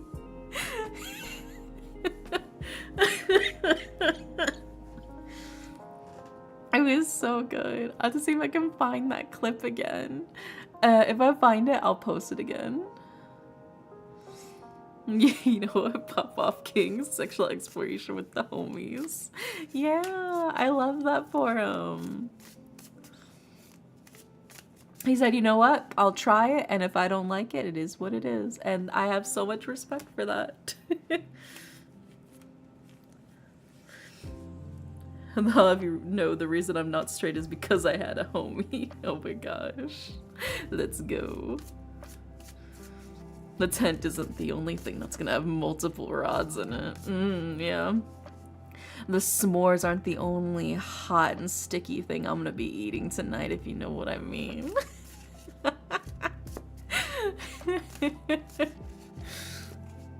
Bro learned something about himself and wasn't scared. Yeah, we love that for him. We love exploration. It's okay to try something and realize it isn't for you. What matters most is that he was just so chill about it, so open about it. Just like, yeah, I had sex with my guy friend, and I realized I wasn't gay. So yeah, I'm definitely straight.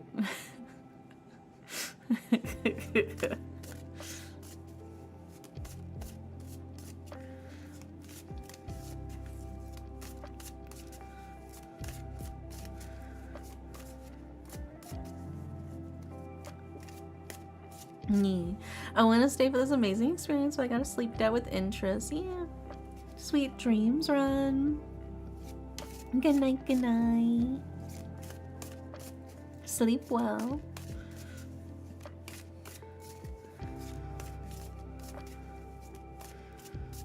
Let's see what we got for the general reading. Forgot the source. We went way off track with that. Though when do we ever not go off track with my ramblings? Hey Dara, do you know a good ratio for cream cheese frosting? No. I don't know off the top of my head. I would just Google cream cheese frosting recipes and see what the average is. Every single tarot stream we get the wildest tangents. That's why the YouTube thumbnail says tarot and yapping, you know. The yapping is an essential part of the tarot reading process.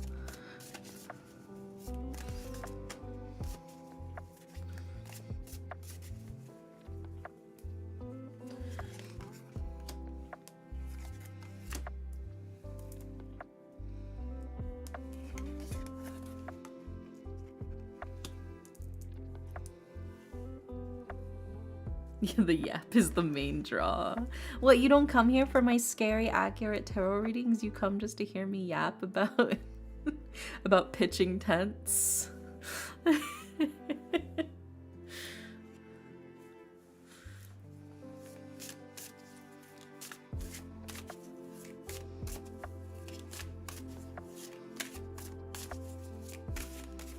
Let's grab your oracle card. Look, Mom, we're on YouTube now. Hi, Seth. Look at you. It's actually baffling how well your accuracy is. I'm glad you think so. Let's go ahead and put these cards up on the screen for you, Gothosaurus. Starting with... Forever my top 3 favorite yappers. I'm honored. I'm truly honored.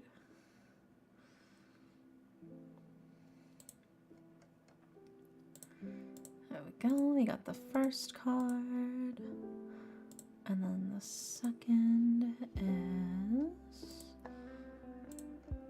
and then the third is,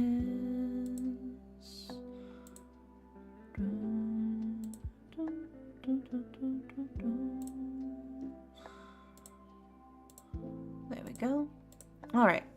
We got all of the cards for you, Gothosaurus, for your general reading. In order of left to right, we've got the reverse Page of Wands, we have the Queen of Swords, and we have the reverse Five of Swords. Then for your oracle card, we have Oak Tree. So let's go ahead and start breaking this down for you, starting with the Page of Wands reversed, right? So while the Page of Wands is somebody who's very much at like the start of their journey, somebody who's very sort of like inexperienced but excited to see the world, and it's reversed, it's kind of like lost opportunities, like maybe you took a wrong turn on the start of your path, and now you kind of got a little lost in the sauce, and maybe you took the wrong exit. You know, you can still get back on the highway. It's gonna be a little bit of a pain, a little bit of trouble, a little bit annoying, but you know, some things are lost, and that's okay. It's not always bad. Sometimes it's for the best that things didn't work out initially, because they can open the door to something else that you couldn't have gotten to otherwise. Right? But the reverse Page of Wands is definitely a card of things lost, things that can no longer be obtained anymore. We also followed up with the Queen of Swords. And the Queen of Swords is somebody who is very much in pursuit of their goal. Somebody who's got their eyes locked on the prize, who is dedicated to heading straight towards their destination. They're not looking to stop. They're not looking to slow down. They're looking to get to the target and get the fuck out, right? somebody who's very ruthless in their pursuits. But although they may seem cold on the outside, they are a very warm and kind person. I do relate to this card because it's kind of like the resting bitch face card. It's like you look scary and intimidating on the outside, but like you're just trying to do your best. You're just trying to do your own thing. You're just trying to just get things done. And even though you look scary doing it, you have no scary thoughts in your head. But that can kind of, I think, frighten some people off because they don't realize what you're thinking. They just see, you know, oh, they mean business because look at their face. It's like, oh, no, I'm trying to, you know, I'm just doing my own thing. But then, interestingly enough, we followed up with the reverse 5 of Swords. And the reverse 5 of Swords is like a little bit of like a, how to describe it? It's like a listen. It's like listen. It's not too late. It's not too late to fix things. As scary as it can seem, you can still fix this. This is a chance to mend the bridge before it fully breaks.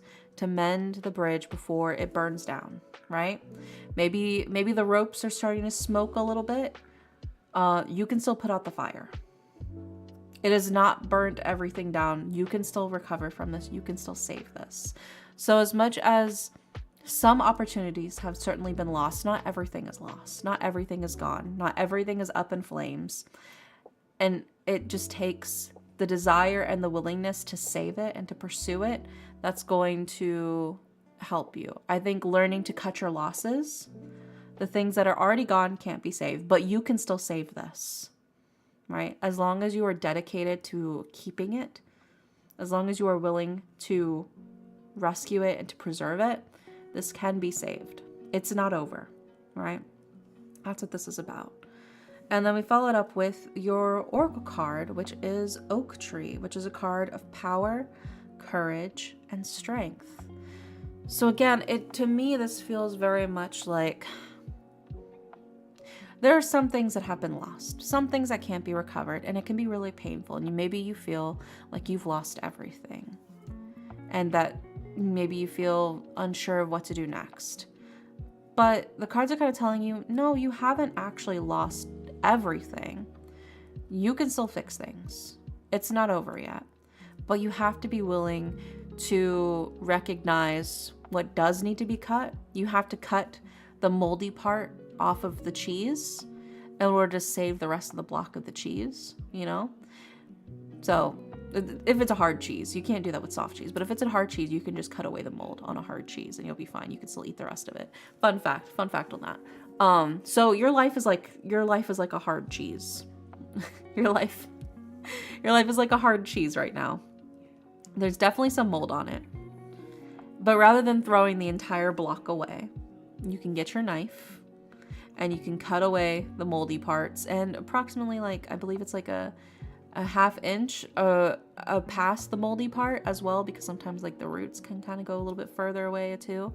So cutting all of that off, throw that bit away. That part's gone. That's true. You did lose the moldy part. You can't eat that part. But you can still save the rest of it.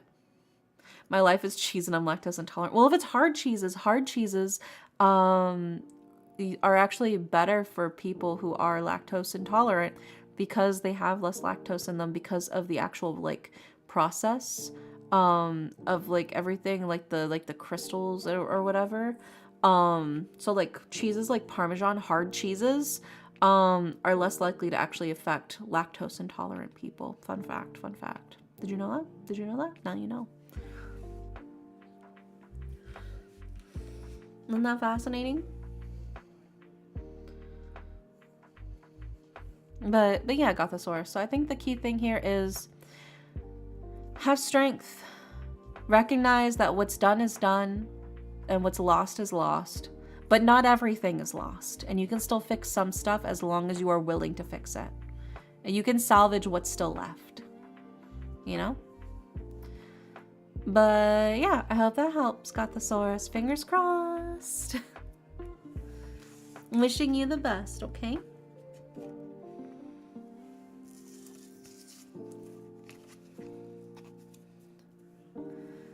Let's see here. Next up, we've got... Next up is Benny. Let me finish off my coffee.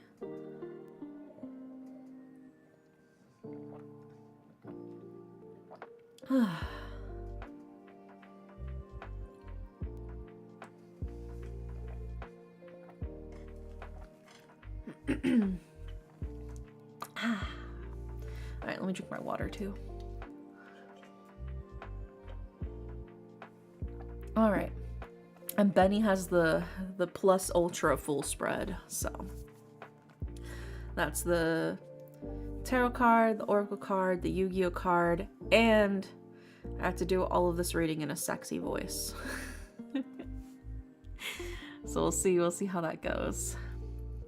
And Benny wants a general reading. Was the love reading last week too painful? Did the love reading last week leave you a little bit scarred? I'm sorry. It wasn't my intention. That's just how it worked out. Called me an NPC? No, I was saying it in like a loving way. I was saying you're like the second male lead. I wasn't trying to insult you. I was trying to salvage the reading. You're not an NPC. But if you were an NPC, you would be my favorite NPC. I would go to your screen and make you read through all of your lines over and over again just so I could hear you.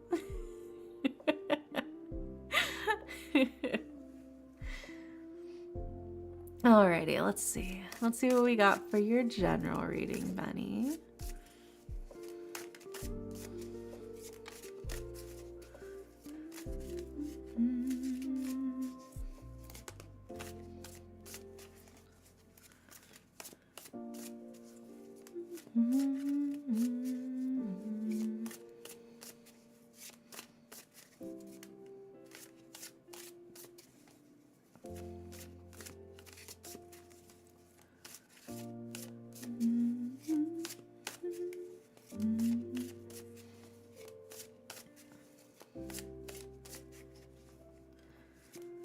Can I ask for context of this pic?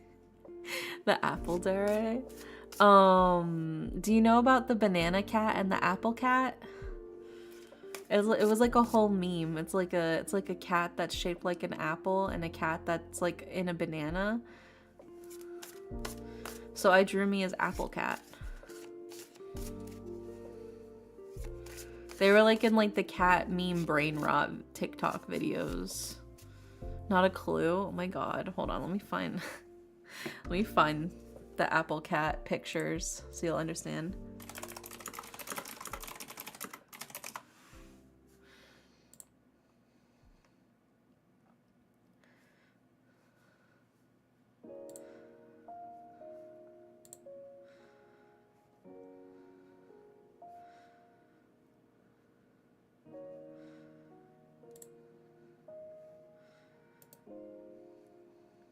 Those are stickers. I'm trying to just find like a good normal picture.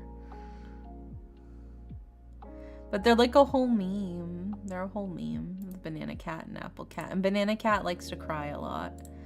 That's like his whole thing. I'll post it. I'll just post it in memes. And then where's the one where banana cat's crying?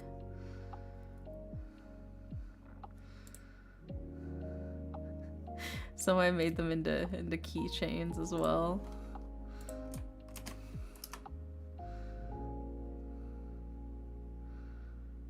There you go. I posted it in the memes channel on my Discord, so now you'll understand. And I'll post the original image that I drew as well. Where is it?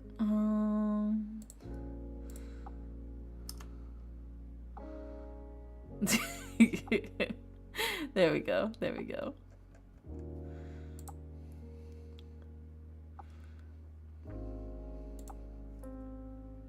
Now you can see the source for where that came from. I didn't know there's a banana Harper. Yeah, there's a banana Harper and an apple dere.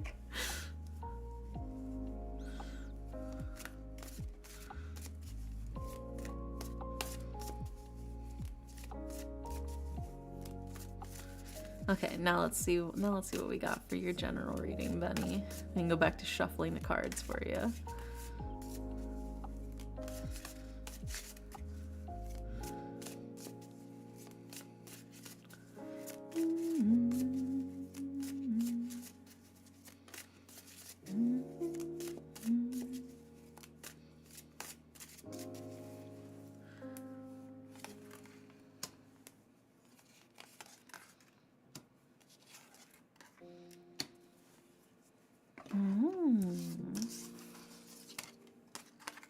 Okay.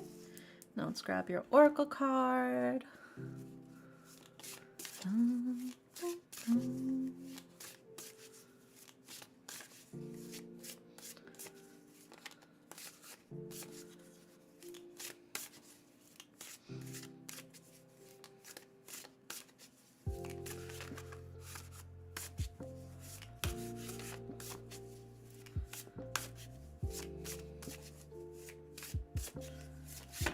Ooh, just dropped a couple cards. Get back in my hand, pretty please.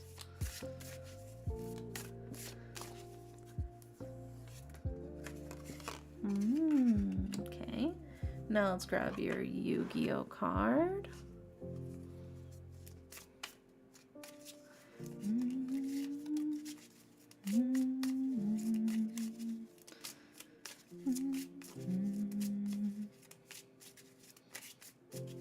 And to go to sleep. Yeah, good night, Drow. Sweet dreams.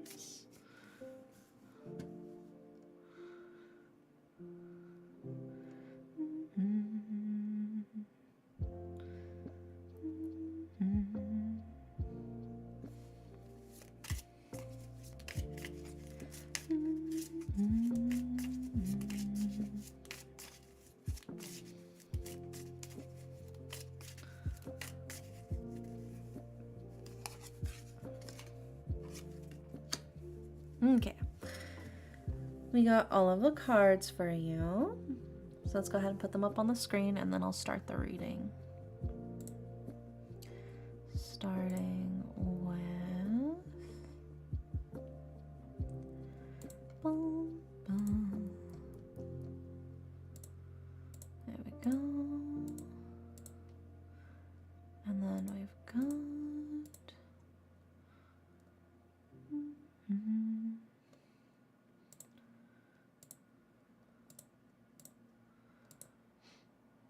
So hi, Cola. Welcome in. How are you? So hi, J-Bomb. May the cards' divine readings treat you well. Welcome in, J-Bomb. And then the final card we've got... Boop, boop, boop, boop, boop. There we go. Okay. We've got all of the cards for you. You got your Yu-Gi-Oh card, your Oracle card, and your Tarot cards. So now I just have to read it all in a sexy voice. Let's do it. Let's do it.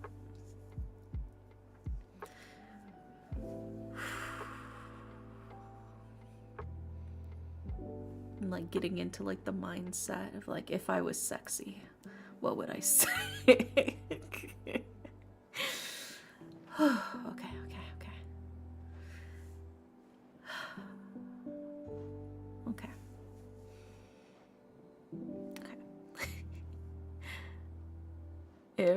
If.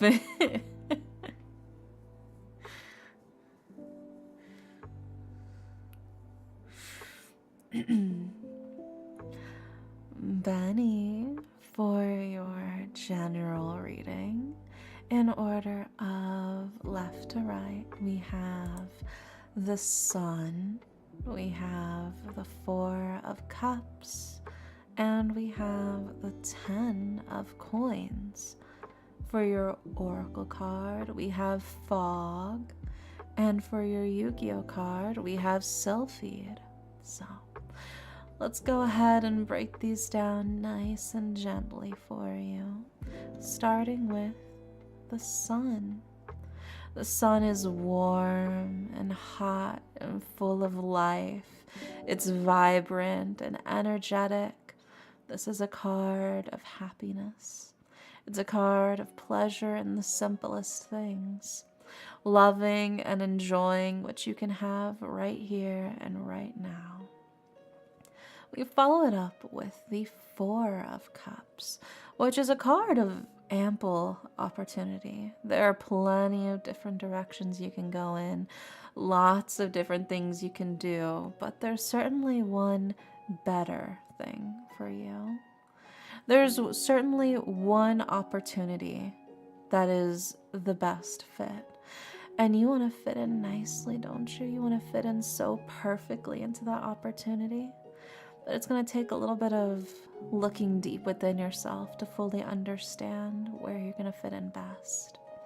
Taking that time to look within, to decide what decision to make, where to go from here, what to do next. Following that up with the 10 of Coins. The 10 of Coins is a card of wealth, abundance, but it's also a card of stability.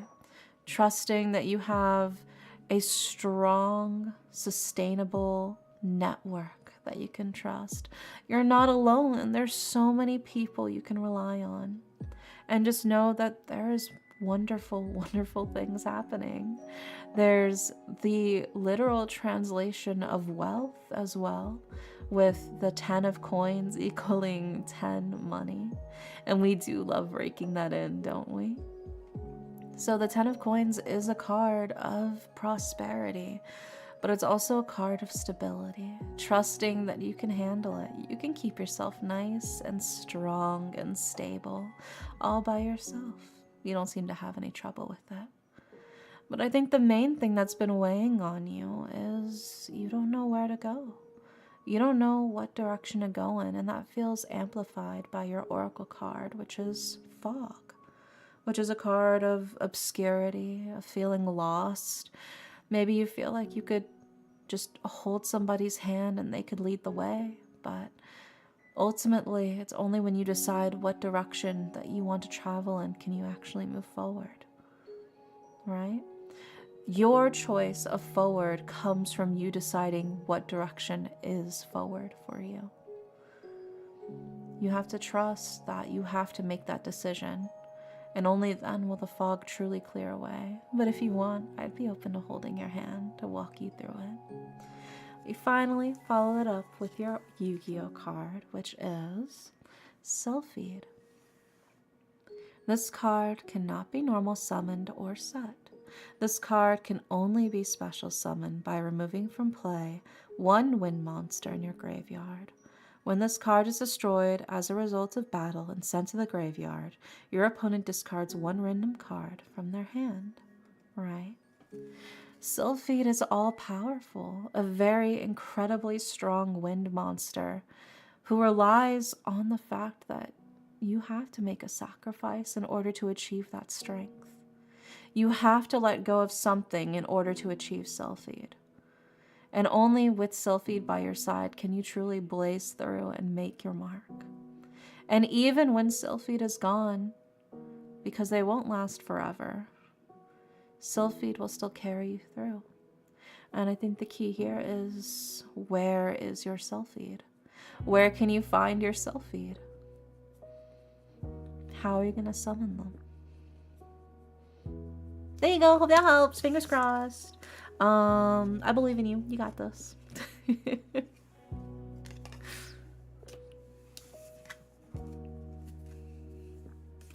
I believe in you. But yeah, it seems like you definitely have a choice to make. There's a lot of different directions you can go in, a lot of different choices you can make. But I think if you look within yourself for the actual direction you want to head in, you'll know what to do next. And you'll be able to make your mark, and you'll be able to push yourself into a really good, really healthy direction for yourself. So it's just a matter of actually looking within yourself of where you want to go next, and then you'll be fine. But you do have to make a choice. You do have to make a decision. Yeah, I hope it helps. Next up is Nugget. And Nugget has, of course, Nugget's special rating with the Yu-Gi-Oh card only. And Nugget said, let the cards yap. So let's see what we got for you, Nugget.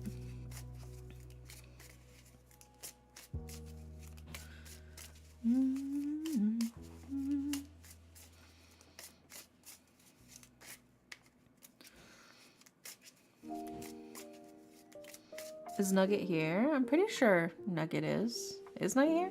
Nugget, are you here? I need some nuggets. Sounds delicious. Yeah. Is Nugget here? I hope so.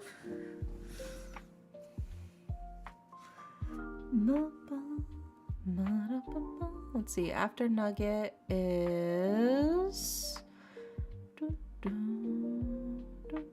After Nugget is Radiant Amalga. And then after Radiant Amalga is Set. And then after Set is that one kid. And then after that one kid, I believe we'll be all caught up on everything. But if Nugget isn't here, we might have a free slot for you. Call me. Alright, I think Nugget might have disappeared, so maybe we'll skip Nugget for now. So who was next on the list after Nugget? It was Radiant. Yeah. Radiant Amalga, are you here? I'm almost at the back of the line. Dang, I need to show up earlier. It's okay, it's okay. It'd be that way sometimes. It just means I get you here the whole stream while you wait for your turn.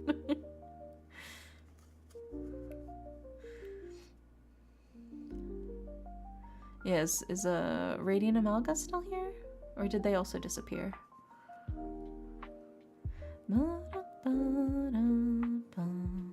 I came early and I still got stuck in the middle. I mean, that doesn't sound like a problem to me.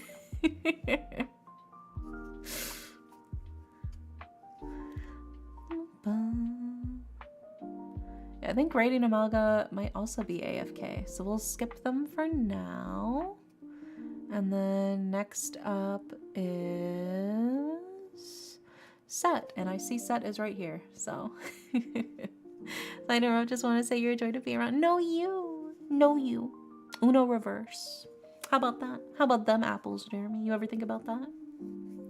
Never mind, I'm a BRB. No, get back here, Set. I'm gonna grab you by your fucking ear, dude, and drag you over here, sit you down, be like, you're listening to your tarot reading, bitch. Get back here.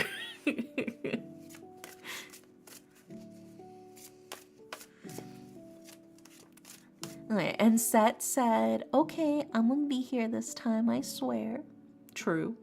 Even though you did try to run away.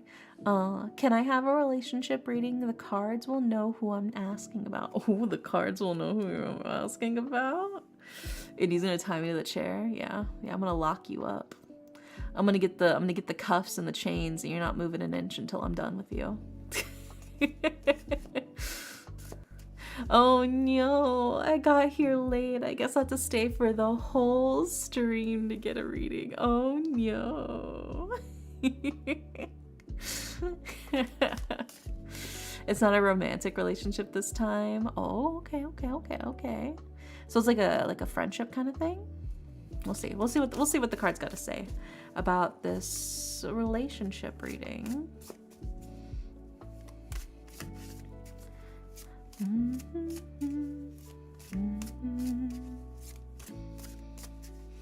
And then you also get a oracle card because you're subbed. So let's see what we got for ya.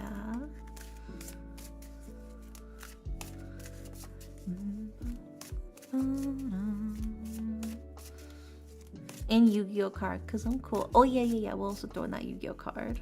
The whole stream. Ah, jeez. Well, who knows? We might have 2 slots. Can you ask the cards about someone else? Yeah, some people do ask about that kind of stuff.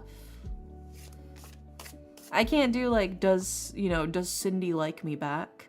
I can't do stuff like that. But if you're like, I'm kind of inquiring about the vibes of like my relationship with this person, or like my friendship with this person, or I recently had a fight with this person, I'm not sure what to do next, then those can be kind of addressed through tarot, but not like a, does Cindy love me back, yes or no? I can't really answer that one. And if you ask me, should I text my ex, I'm gonna tell you no, and then the cards will also tell you no, but I'm gonna tell you no first. You shouldn't text your ex.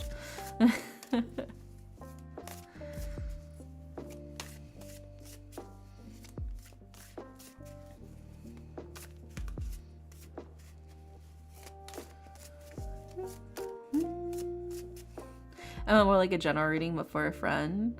I'm sure you could. I feel like it works better if the person themselves asks for like those sort of general readings, because then they can kind of resonate and vibe more with the actual reading itself. But you could.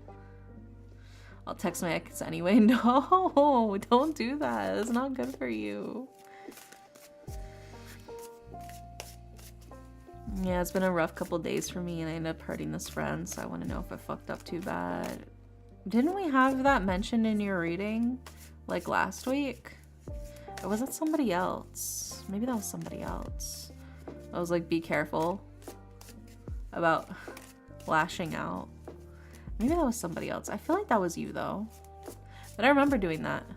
I wasn't here last week. My slot got raffled off. Oof.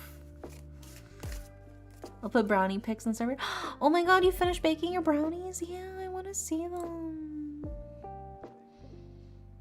Let me shmee your brownie pics.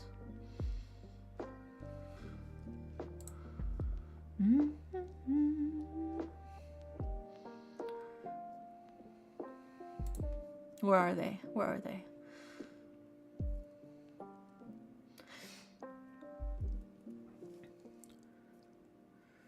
Maybe that's the decision I'm supposed to make. No, you should not be messaging your ex, bro. There's a reason you're an ex. Oh my god, look at them. Wow, the top's so shiny. You must have done a really good job. The nice shiny crackly top like that. They look very nicely, Onyx. You did a good job. They look very delicious.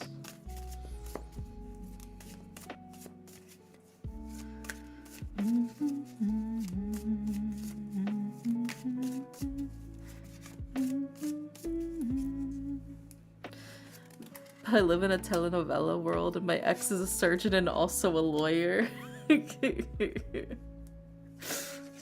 my god, dude. If anybody lives in a fucking telenovela, dude, it's my little sister.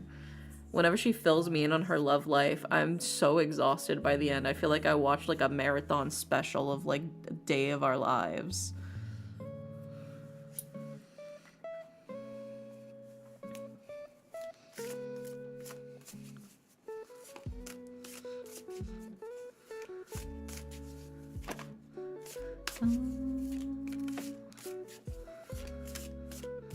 Indy's sister lives in a soap opera. I told y'all, her baby daddy, it was an accomplice to murder, or accomplice to attempted murder.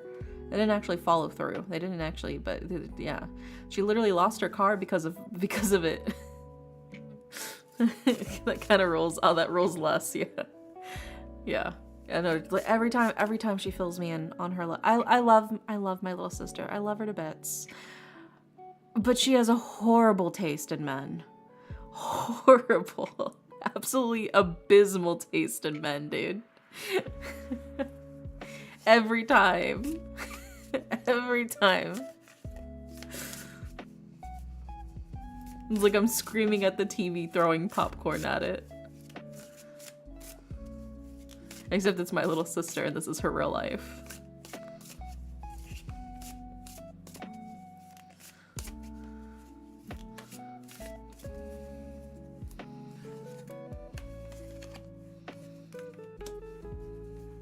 She likes them well done. That's crazy.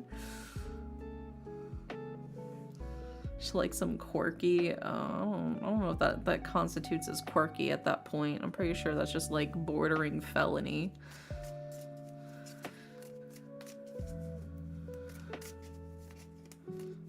She likes her men cooked.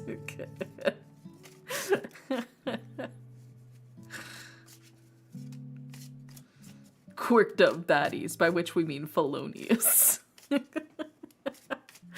Yeah, it's just every time like we call and I like check in on her and see how she's doing, she's with somebody else. She's like with a new guy, and the new stories she's telling me about her life are just like exhausting.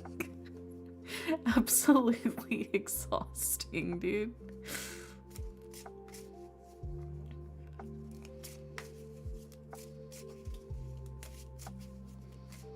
I'm like, how do you find these men?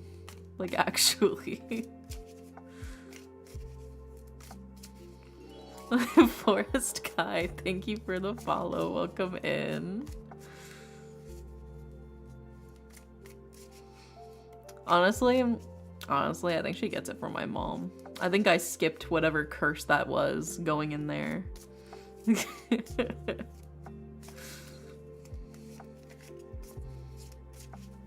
Yeah, welcome in.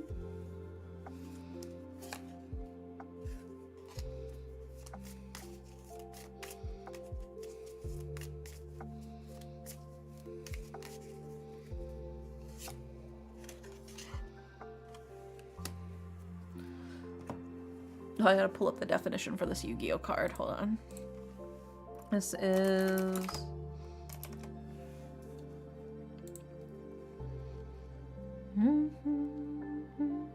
They got that I can fix them mentality. Except, like, I think she also thinks that they'll fix her. I think the thing is she thinks she can fix them, but she also thinks that they can fix her, and then they just make each other worse.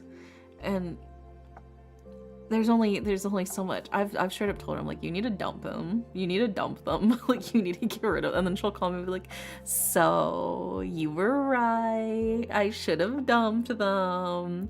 And instead of moving to Florida to live with them, they left without me and they got somebody else and they hooked up with them and they moved to Florida with them instead. I'm like, why were you trying to move to Florida with them? How long have you been dating? She's like, oh, 2 weeks. 2 weeks?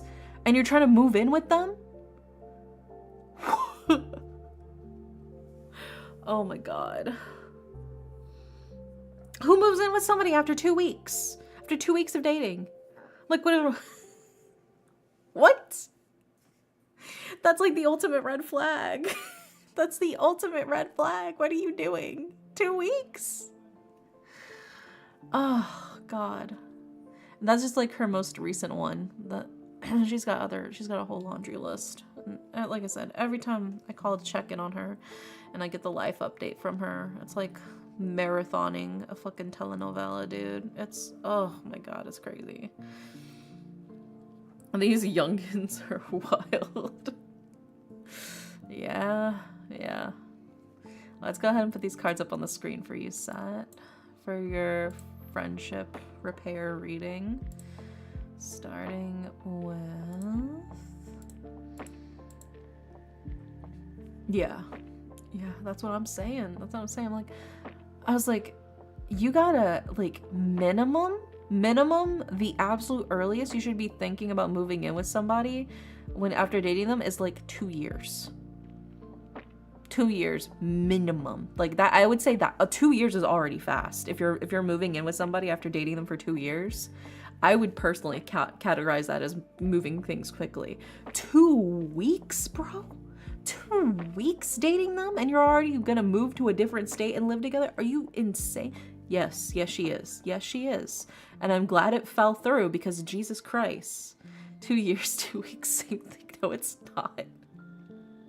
I literally told her, I was like, next time you need to wait at least 2 years. See if your relationship even lasts 2 years, and then you can start talking about moving in together, dude. Absolutely crazy.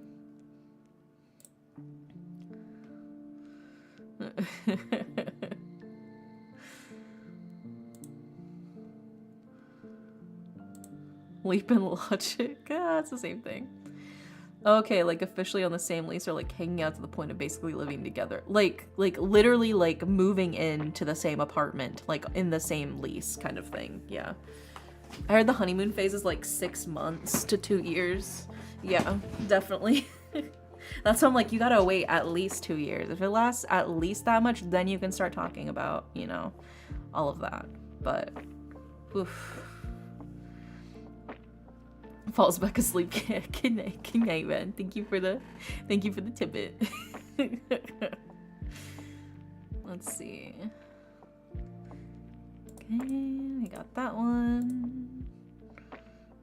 And then the last card we've got is... There we go.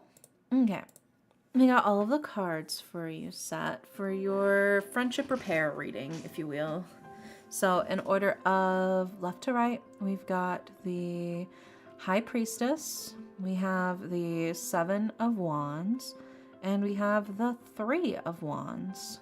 Then for your Oracle card, we have Cup of Tea, and for your Yu-Gi-Oh card, we have Brain Control. So let's go ahead and start breaking these down for you, starting with the High Priestess, right? The High Priestess is a card of intuition. It's a card of listening to your inner voice, trusting your instincts, you know? Wow, the cards didn't give me Preserve and Uguchi. Well, I would say in some senses it did kind of, in a roundabout way. You'll see what I mean. But starting with that, the High Priestess card, it's definitely a card of like, listen to your gut, trust your inner wisdom, trust your intuition, and move forward listening to that, you know? So I think if you did something bad, you kind of already know what it is that you did, that you fucked up. And you probably already kind of have an idea in your head of how to go about fixing things. There's probably already something in your head of like, I should probably do this. I need to do this kind of thing. Maybe you're just having trouble, I think, executing said plan. In order to show, you know, that you're sorry and that you didn't mean it and stuff like that. But I think it's something that you might have difficulty doing by yourself in order to actually set the plan in motion, you know? And then we also followed up with the Seven of Wands. And the Seven of Wands is definitely a card of like struggle or confrontation. There's definitely a lot that needs to be addressed. But the Seven of Wands is also a card of the strength to endure, right? To get through it. So as much as it is scary to think about the fact that you will have to address all of this stuff, it's not going to be anything more than the relationship and you can handle, right? It is, at the end of the day, necessary to move forward. And it will be scary. And it will be a conflict, but it's one that can be resolved, right? And you can see here the plant is Datura, which is also known as thorn apple. Too much of it makes a poison, but a little bit is actually used in medicine, right? It can be used as a potent salve. So it is a matter of sometimes that poison in too strong of a dose can also be a medicine in smaller doses. You know? So I think there's still ways to fix this as long as you know and understand the levels of moderation that need to be taken to work through things, right?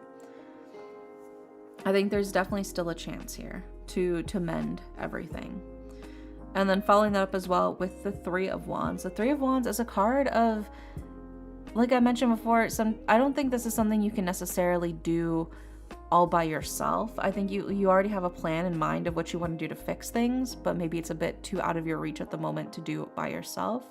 The Three of Wands is a card of like, it's okay to get help. It's okay to get other people to help you fix these issues as well. Like recruiting the help of other people to make the plan go smoothly is going to help you a lot as well. Don't be afraid to ask mutual friends to sort of help mediate, to show and plan how you plan to fix this and to repair your friendship.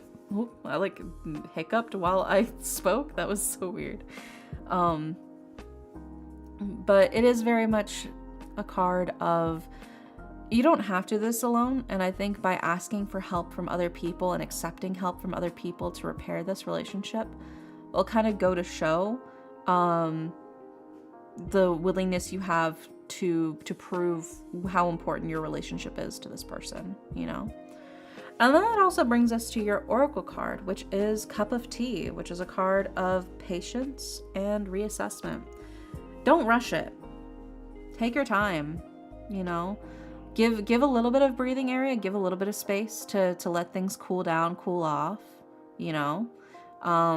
Give them the chance to breathe, to sort of work through things as you're setting everything up for your proper apology. I don't think you need to rush it. A rushed apology can sometimes be worse than no apology. Just give it some time, plan accordingly. Don't push it, don't rush it. And when the time is right, then you can act. And then you can work things through, you know?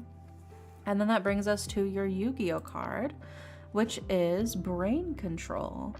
Brain Control is pay 800 LP and then target one face-up monster your opponent controls that can be normal, summon, and set, and take control of that target until the end phase. So again, I think it's the sense of like reaching out to mutual friends, reaching out to people that you both share or things that you both share, and using that to sort of bridge the gap to get closer, to show, you know, that, hey man, I fucked up. I did a shitty thing and I feel really bad about it, and you're important to me, and your friendship to me is really important to me, and I don't want to lose it, you know? I think trusting your instinct of what you want to say and then refining it and understanding kind of what happened can show that you really do care a lot about them, and that you want to make things right, and that you want to repair your friendship, you know? Like I said, give a little bit of time, let things cool down. You don't want to take a sip of the tea and it's scalding hot. You got to let things cool down a little bit to a drinking temperature. It also gives them a chance to sort of process everything, so neither of you is in like a very heated or extra emotional state during everything. It makes both of you more amenable to fixing everything. So I think that's sort of like the key thing here is give a little bit of breathing space, give it a little bit of time. Get help from other people that you share that friendship with them, like I said, mutual friends, and take the time to just show why they're important to you and why you want to keep that. Yeah, this thing is super fresh, so I agreed to give them the space and told them to let me know when they're ready to talk. Yeah, so I think now's the chance for you to start planning how you're going to apologize to them. You don't need to apologize just yet because they'll let you know when they're ready to talk. But I think now is the time for you to start planning, and if you need help from other people, you definitely can. You know, if you need people to read through like your apology statement or whatever, that's also something you could do. While you're sort of waiting for them, you can have all of it ready, so whenever they are ready, you can give it to them, you know? I think that's sort of like the key thing there. But yeah, just give it some time, give it some space. We all fuck up sometimes. What matters is that you put your heart and your sincerity into your apology, you know? Because I've had fights with my friends too. I've said some things to my friends before, and I've hurt them, and I've patched things up with them. I told them like, hey, I fucked up. That was really not cool of me. I shouldn't have said that. I shouldn't have done that. And I'm really sorry. And they were like, yeah, I get it. You know, we talked things through, and we're still very, very close. They're still some of my best friends, you know? It's just a matter of coming at the issue with sincerity. When you know that you fucked up and you sincerely apologize, they can tell. If they're your friend, they can tell that you seriously mean it. So don't stress too much. Just do what you can for yourself and don't rush it. And you'll be okay. I think you'll be able to fix things.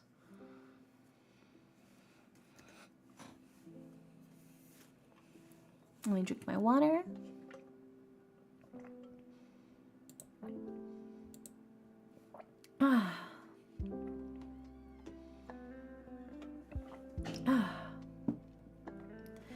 Next up is that one kid.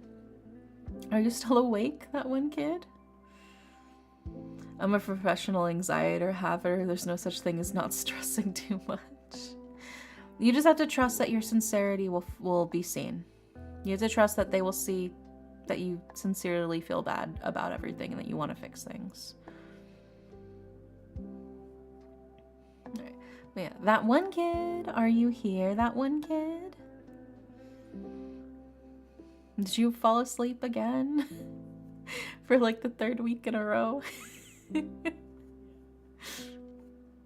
That one kid.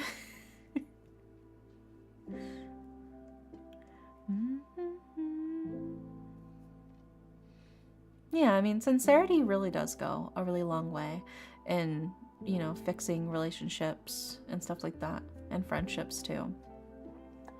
When you show with your whole heart that you mean it and that you want to fix things, people are receptive to that. People are amenable to that.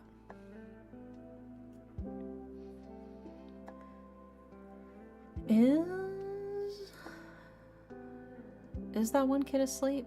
I think that one kid is asleep. Okay. Well, since they're sleeping again, we'll go ahead and we'll do the final call for who was it? We had final call for Spicy Nugget. Spicy Nugget, are you here? Now is your last chance to just speak now or forever hold your peace. Otherwise, we are going to raffle off your slot to somebody else. I'm gonna go lay down now. I think I'm a bit tuckered out from all the emotions today. Yeah, get some rest, unwind, decompress. It'll all be daijoubu. I promise. Okay? Get some sleep. Yeah. Nugget, are you here, Nugget? Otherwise, we're gonna give away your reading to somebody else. So, you better speak, Nugget.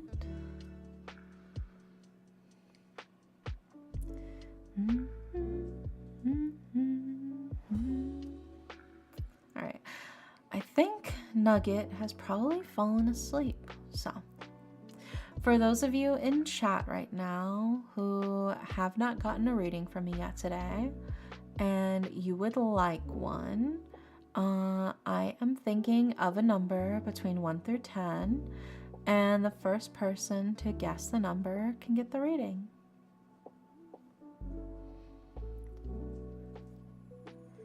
Radiant, I was waiting. Now you're awake, Radiant. Your reading is up next. You don't need to guess, Radiant. As long as you stay in chat after this reading, you'll have your reading next.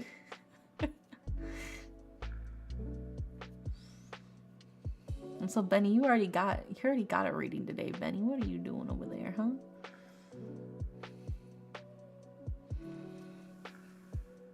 Nitro Owl, congrats. The number was 5. You got the reading. Yeah, we were about to do a final call for you, Radiant, after this one. So, glad to see that you're awake now. As long as you stay awake after this reading, your reading will be next, Radiant. Okay? But yeah, what would you like for your reading, Nitro Owl?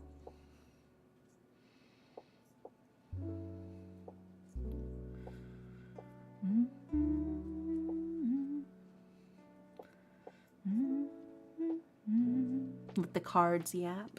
I gotcha. Must have got lost after the ads. And it's okay, it's okay. It'd be that way sometimes. But no worries. Yeah, let's see what the cards got to say for you, Nitro Owl.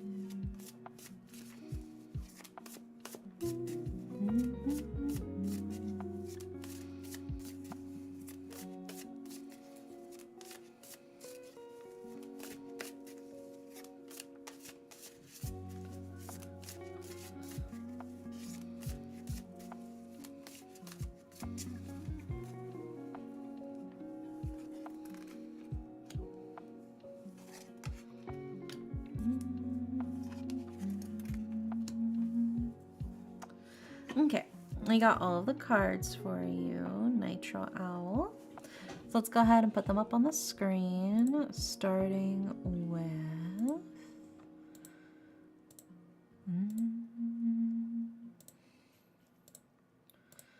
Okay, and then we've got...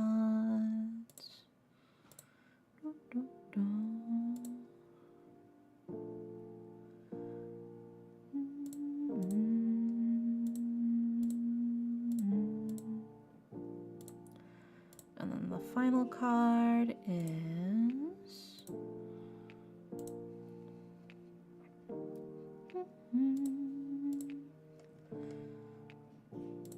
There you go. So fun fact, all 3 of your cards, Nitro Owl, are coin cards. All 3 of them. We have the Ace of Coins, we have the reverse 6 of Coins, and we have the reverse Queen of Coins. So all 3 of these being coin cards, it's pretty interesting right here, right off the bat. The coins are a card of stability. They're also a card of money, but also kind of like the earthly things that keep you steady, right? The connections you have to the world around you. That's kind of what the coins cards tend to represent. So we followed up, starting from the start, we have the Ace of Coins. And the Ace of Coins is a card of prosperity. It's a card of abundance, nourishment. It's a card of wealth and pleasure, maybe a little bit of hedonism, you know, doing things for the sake of the pleasure that it brings you, the joy that it brings you.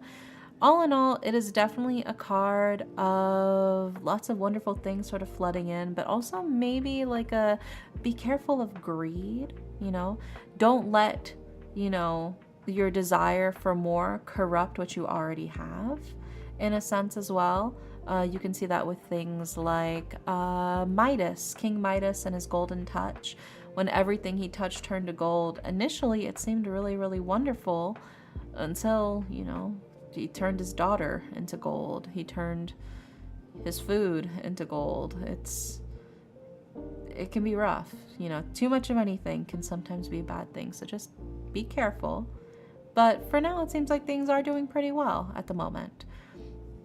We do follow it up, though, with the reverse 6 of Coins, which is a card of pain before gain. All good things come at a price, right? It may be rough, the going gets rough, but you're tougher. So as long as you are willing to put your hand into the bramble, you can see here the raspberry bush, you can see all of the delicious, juicy, tart raspberries ready to be plucked, but you also see the thorns. If you are willing to get scratched a little bit, then you will be able to get the raspberries. So it is very much like it does take a little bit of pain. It does take a little bit of effort. It does take putting yourself out there, getting a little bruised up, getting a little scratched up. Nothing life-threatening, but there's a little, certainly a bit of pain before you can finally reap the benefits, reap the rewards. It is when you put in that time and effort and labor that you are rewarded for it with the sweet, juicy fruit, the succulent fruit, if you will. But then we also followed up with the reverse Queen of Wands. And the reverse Queen of Wands is kind of like, there's kind of something fishy here. There's kind of something that smells a little stinky, if you will. I don't know if it's necessarily a person or a situation, but I think somebody's trying to sell you something. Somebody's trying to sell you the, quote, easy way out. And I don't think that's good. I don't think that's helpful. I think it's something you should be wary of.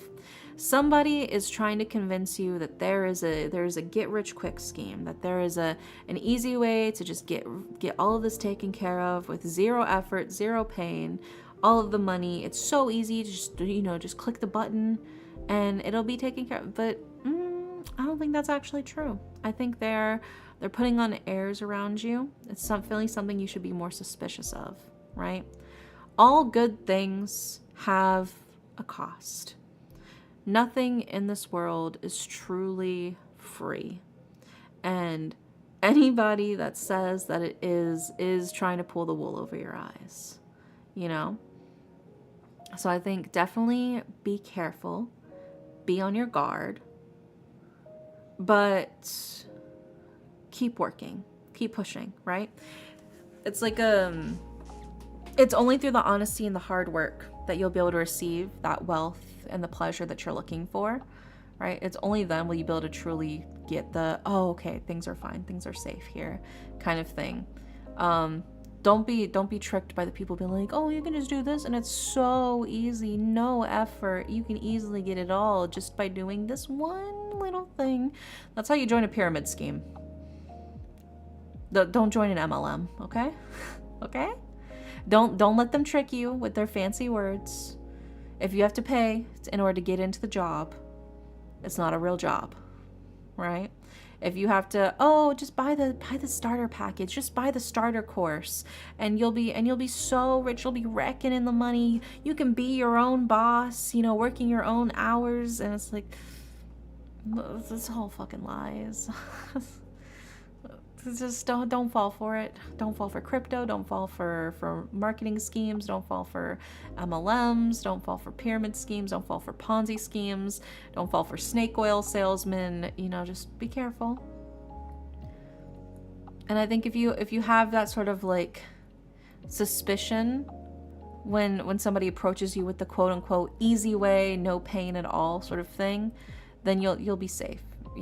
Just have that sense of suspicion of how can it really be that easy? Is it really that easy? It's like did you guys ever hear about the Honey scandal? The Honey, the like web browser extension, where it's like it's basically free money. All you have to do is install Honey, and then they'll find all the coupons for you, and you'll just instantly save money. Except it turns out what they were doing is they were replacing affiliate codes from other creators with their own affiliate codes, so they were making massive amounts of money while actively stealing from other affiliates. So, and they didn't disclose any of that. So it's like, was it really? A lot of people were affected. You gotta be suspicious of anything that's saying that it's too easy. Yeah, but I hope that helps, Nitro Owl. Fingers crossed. I'll keep all this in mind. Yeah, just be safe, be careful, be mindful. And I think you'll be okay. Next up is Radiant Amalga. You're still here with us, right, Radiant? You didn't disappear?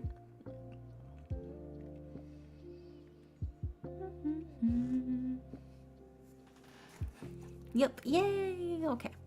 And Radiant Amalga said, I'm moving out of my current living arrangement. I've been living with my roommate, who has been my friend for a decade. Over the last 2 years, our triggers have fed into each other. I just let them know I was moving tonight, which was scary, but I'm proud of myself for standing my ground. With all that being said, I want to know how it's going to go between us.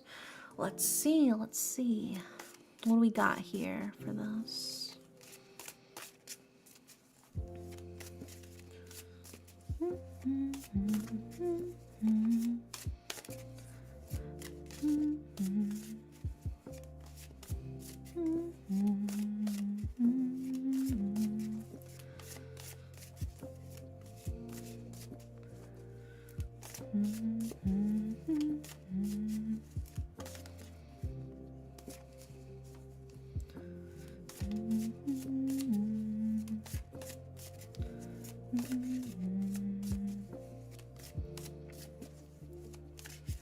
Thank you, and the universe, and everyone in chat too. Yeah, my fingers are crossed. Things go smoothly for you.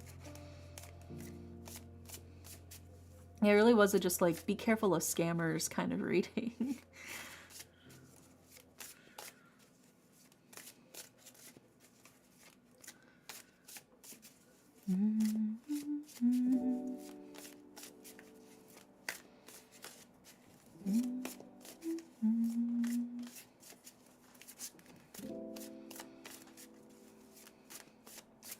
Let's see what we got for you, Radiant.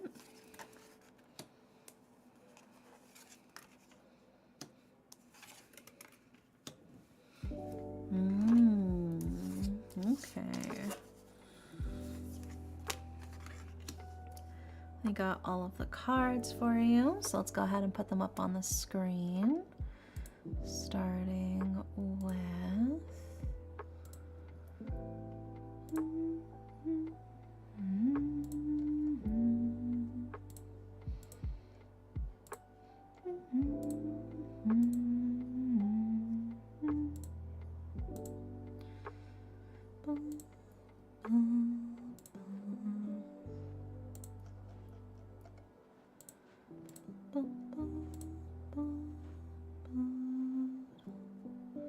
and then the final card is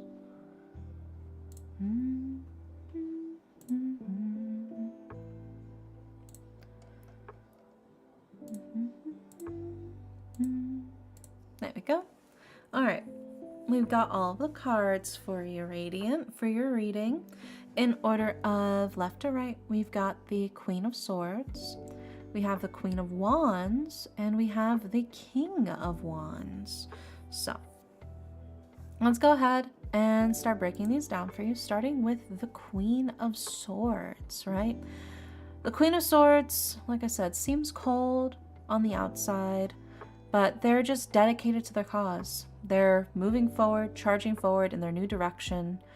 They've got new goals in their life. They may seem cold and maybe a little bit aloof on the outside, but they are warm, they are caring. Maybe they just have a hard time showing it. But right now, they're focused on their goal. They're focused on charging forward and making things happen and moving things along pretty quickly, too. Swords are a fast card. Things are moving pretty fast. We also followed up with the Queen of Wands, and the Queen of Wands is fiery. The Queen of Wands is passionate. They're very charismatic. This is also creative opportunities, right? This is letting your passions run wild and charge you as you move forward in your life, right? So there's this sense of like somebody who's taking charge to make their dreams become reality, to make their creative endeavors come to life, right? They're using all of that fiery energy, that fiery passion to propel themselves forward, right? And then following that up as well with the King of Wands. The King of Wands is somebody who's very passionate as well, very electric, very energetic, very fiery too, and somebody who does have a lot of power, a lot of strength to them. But I will say, I think something key here is whenever I did pull these, they did initially all come up reversed, but I just flipped them all upright. But I think in this case, this is kind of like I feel like both meanings can be helpful in this. So I'm going to read the meanings for both the Queen and the King of Wands in their reverse as well. The Queen of Wands in reverse, when pushed too far, essentially, when the Queen of Wands gets pushed too far, they become somebody who has a loss of confidence, who feels like things are out of their control, and maybe lashes out, maybe feels like they need to assert some sort of control over their life, and sometimes they lash out in negative ways, and that can hurt the people around them because they're just trying to gain some semblance of control back in their life, right? And meanwhile, the King of Wands in reverse can be somebody who has a lot of walls up and maybe has a short temper, somebody who can get very temperamental or maybe even cruel when pushed too far, you know? So I think in this instance, you and your roommate and your friend are the King and Queen of Wands. But right now, living together was not helping. You were kind of leaning both into your negative traits, your negative aspects.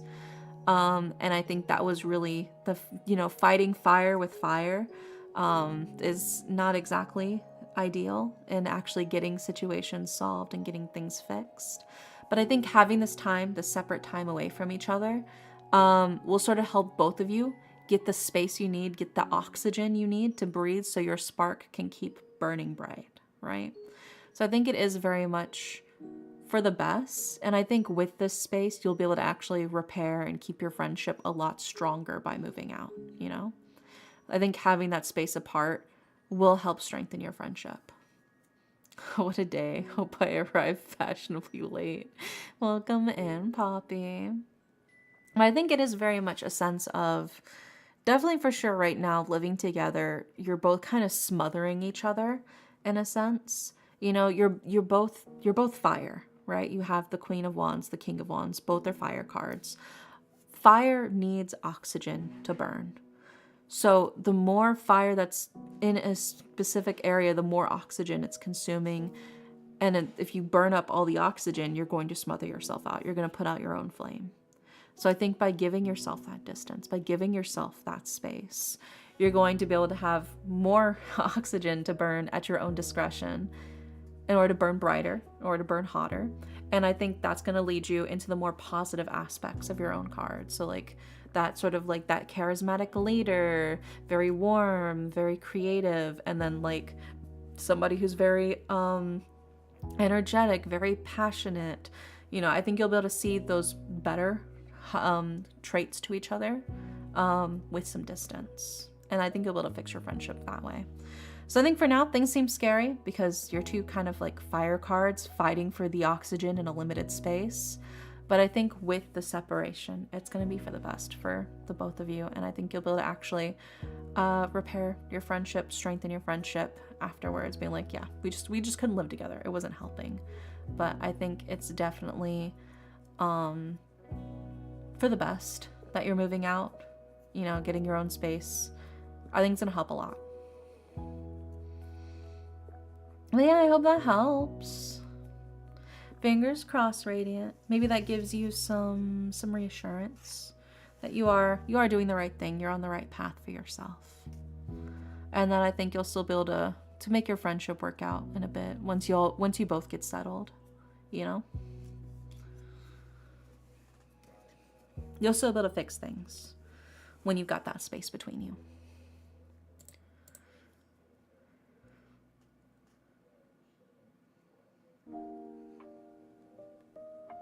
Yeah, I hope that helps. Alright, and now we've got one last reading for that one kid. That one kid, are you awake? Are you here? Otherwise, we're gonna have to raffle off your reading again. That one kid. Please tell me you didn't fall asleep again for the third week in a row.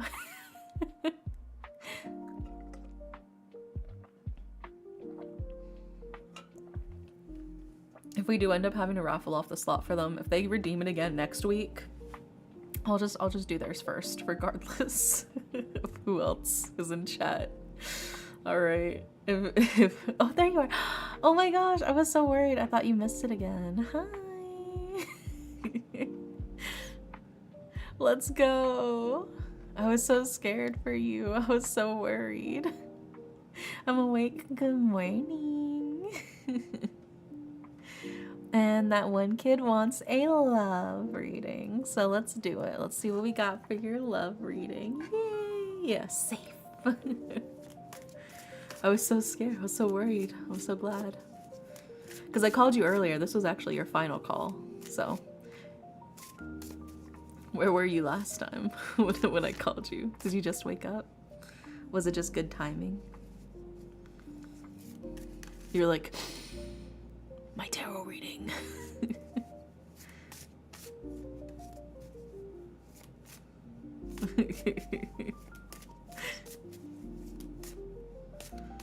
Just like waking up from a dead sleep.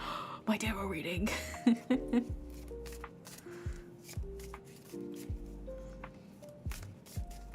Well, let's see what we got for your love reading. And you also get a oracle card because you're subbed. So, waking up in a cold sweat.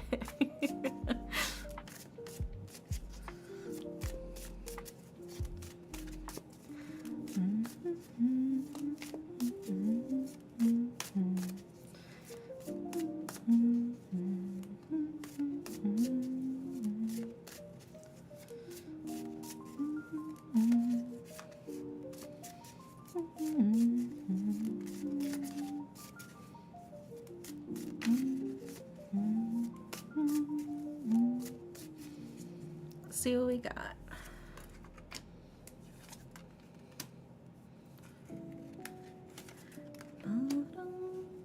Let's grab your oracle card.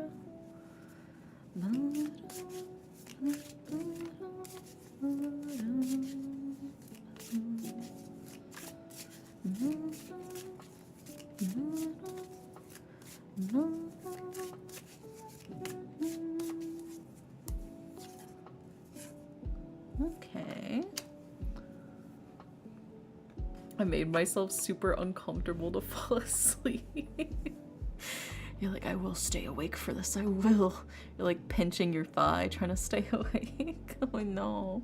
Well, hopefully you'll be able to get lots of rest after your reading then.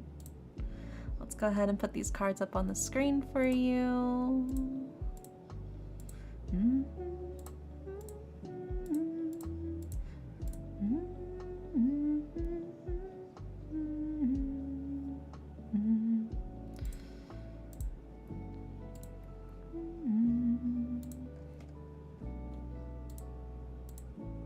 Oh my god, my back is itching.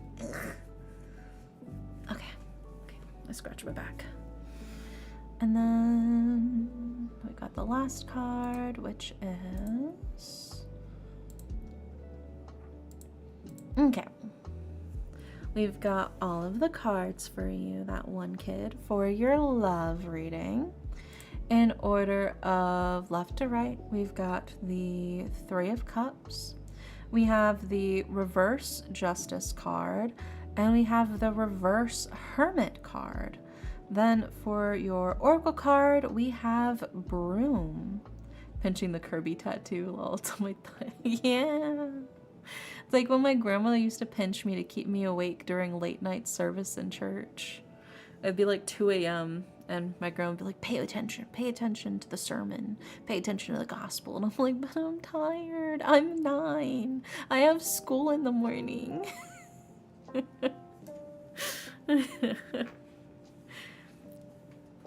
So I feel that.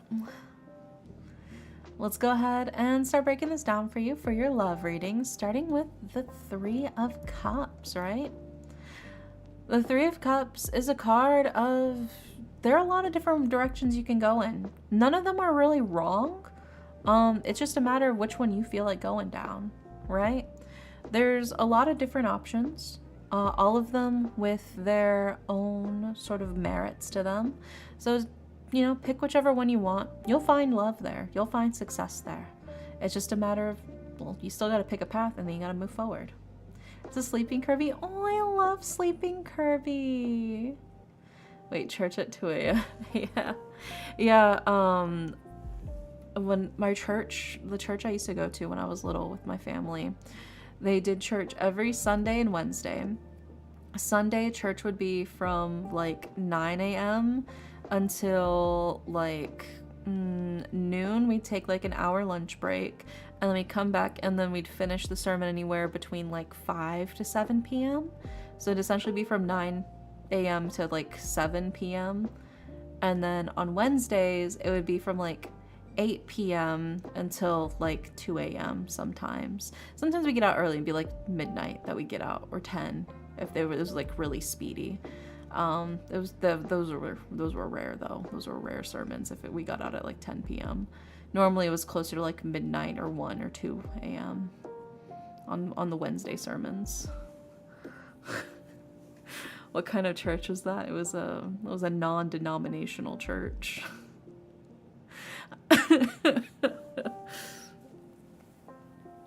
Oh no, man, that was just the church I went to when I was younger. That was the church we went to.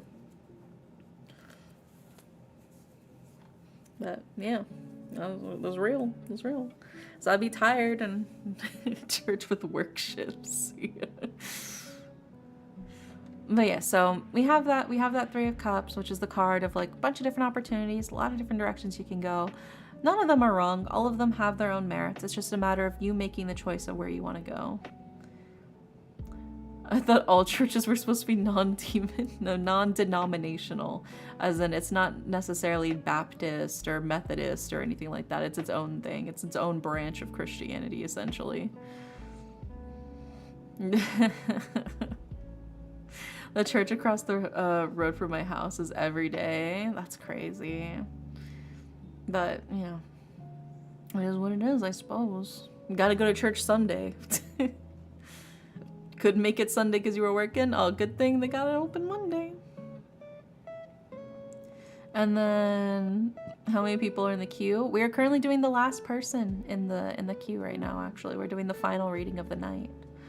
We also followed up with the Justice card in reverse, right?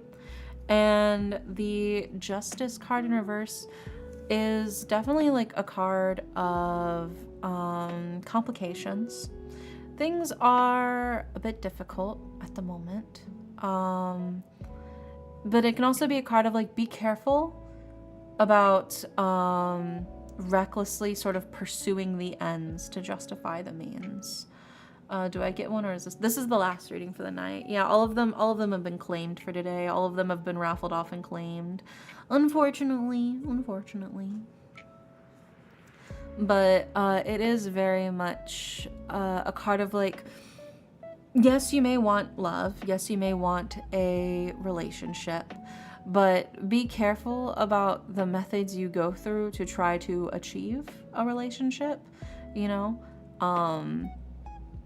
Sometimes it's not worth it just to get into a relationship just to be unhappy, right? Or to do all of these things just to try to get into a relationship and it not working out properly and not working out right, If we get done early, can we just yap a bit more? We're not getting done early. We're already over time. Normally it's like a 3-hour stream. It's already 3 hours, yeah. So there is like the sense of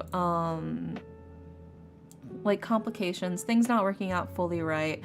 But just because you want to be in a relationship doesn't mean you should force yourself to try to find any relationship just to be in a relationship. Does that make sense? I hope that makes sense. But it's like, you will find love. You will find a relationship. But you shouldn't be throwing yourself at every minute opportunity to land into a relationship just for the sake of being in a relationship. And that can also feel sort of amplified by the reverse Hermit card. Well, yes, the Hermit can be like keeping to yourself, detaching from reality or society, being sort of like reclusive. It can also be holding back your true self, right? Not letting other people see you for who you really are. And if you're kind of just throwing yourself willy-nilly into any relationship you can possibly sort of find yourself in, odds are you're probably going to be suppressing or hiding some bits of yourself, So I think that's sort of like the key thing here. Like the reverse Hermit's like, hey, you don't need to force yourself to be in any relationship. The relationship will come. The love will come. You will find somebody who loves you. So don't try to fit yourself into a box to be with anybody just for the sake of, okay, well, now I'm in a relationship now. Now I have somebody that I'm dating. Love should be more special than that.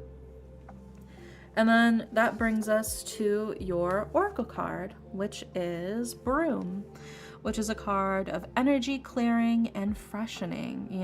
This is the chance for you to clear the air, to do some good things for yourself, to, treat yourself, to freshen things up, do things for your sake.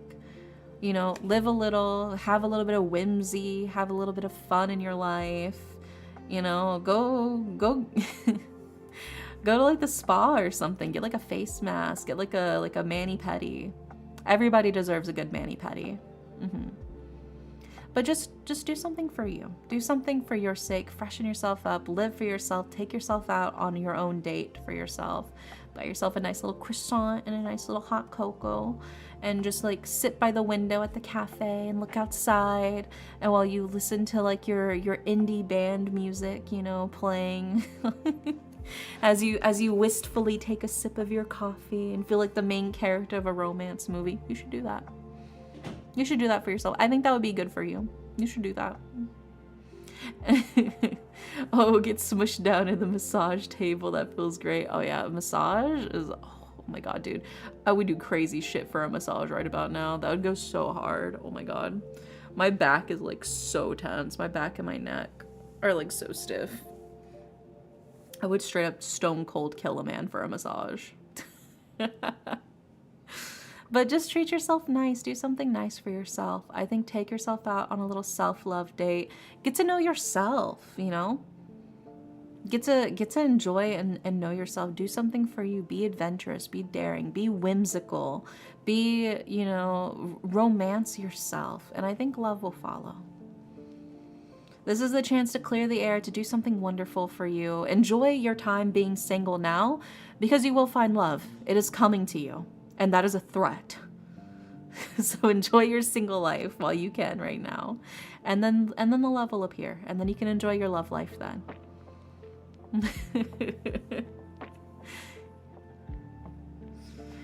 You just threatened a man to do the massage. Can't really do it if they're dead. I don't think it works like that. Like, do a pick-me-up. Yeah, I think you should do a little pick-me-up. Do a little pick-me-up. Do a little something for you, you know? Like I said, I like to get like I like to paint my nails. That's one thing I like to do for myself as like my self-care thing, which I actually need to do. I'll probably do that after stream, paint my nails. But like taking the time to get rid of the old polish and then like trim and file my nails and then like repaint them with a brand new color so they're all pretty and nice. That's something I like to do for myself, to freshen myself up, to feel, you know, invigorated. It's also a good protection for your nails too.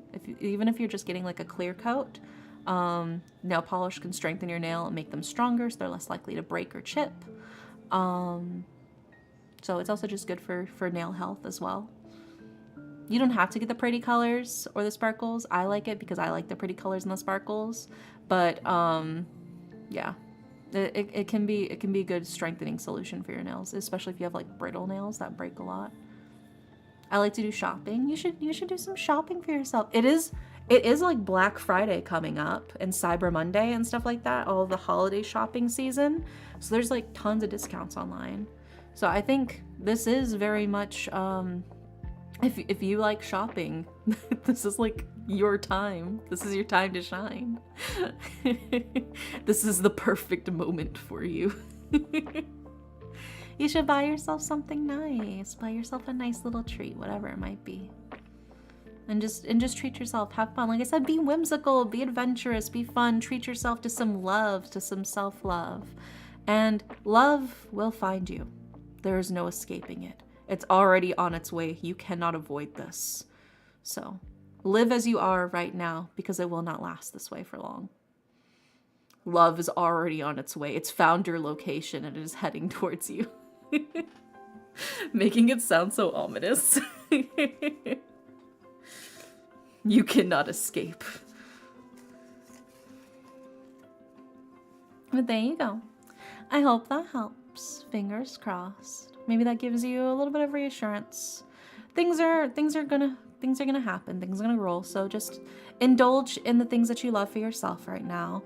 And love will find its own way to get towards you, you know, especially since like the holiday season and stuff. There's always like new love blossoming. Who knows? Maybe you'll find somebody under the mistletoe. I'm a slut for a sale. I bought some new pants from $100 to $6. Oh my god. Damn, that's a good ass sale. Holy shit. I'm just at that kind of turned me on a little bit. That's so hot. That's such a good discount. What the fuck? $100 to $6. That's 6% of the price. That's insane. That's a 94% discount. Holy fuck. Sheesh. I appreciate your game. I see your game. Game recognizes game, bro. There you go. Yeah, love is either in your heart or on its way. Frank Sinatra, yeah. You got this. You got this. Okay, well that is officially all of the readings for tonight. We did it. Yay. So let's see who is online. What if you made some penny pinching tips? My penny pinching tip is I just avoid buying things unless I absolutely have to. But also sales. Grocery shopping, if they have flyers, a lot of grocery stores I know, grocery chains have weekly deals, and oftentimes, those weekly deals overlap on a specific day. At my old job, whenever I used to work at a grocery store, it was Wednesday that the new flyer would come out. So Wednesday would be the last day of the previous week's flyer, but also the first day of the new week's flyer, which meant Wednesdays were the best day to shop at that grocery store. Because not only was it like not super crowded at all, because who the fuck does their shopping on Wednesday, right? But you would also get twice the deals because the previous week's deals still stood while the new week's deals just began. So you get double the deals, which means you got to save way more money. So look into it. Look into your grocery store. Look into your local grocery store where you do your shopping. See if they do the flyers, the weekly flyers or the monthly flyers, whatever it is, and then go shopping on the day that they overlap. That is the best time. That's the best time. You're gonna get so many good deals that way. All right, let's see. They also maybe add batch as well. Some do. It depends. You know what? We'll raid Celeste. Celeste is also doing tarot right now, and she's really cute and sweet. So we're gonna raid Celeste. And then let's see. Tomorrow we're playing Nancy Drew. We're gonna finish playing Nancy Drew. I'm determined. I'm going to beat the Nancy Drew game.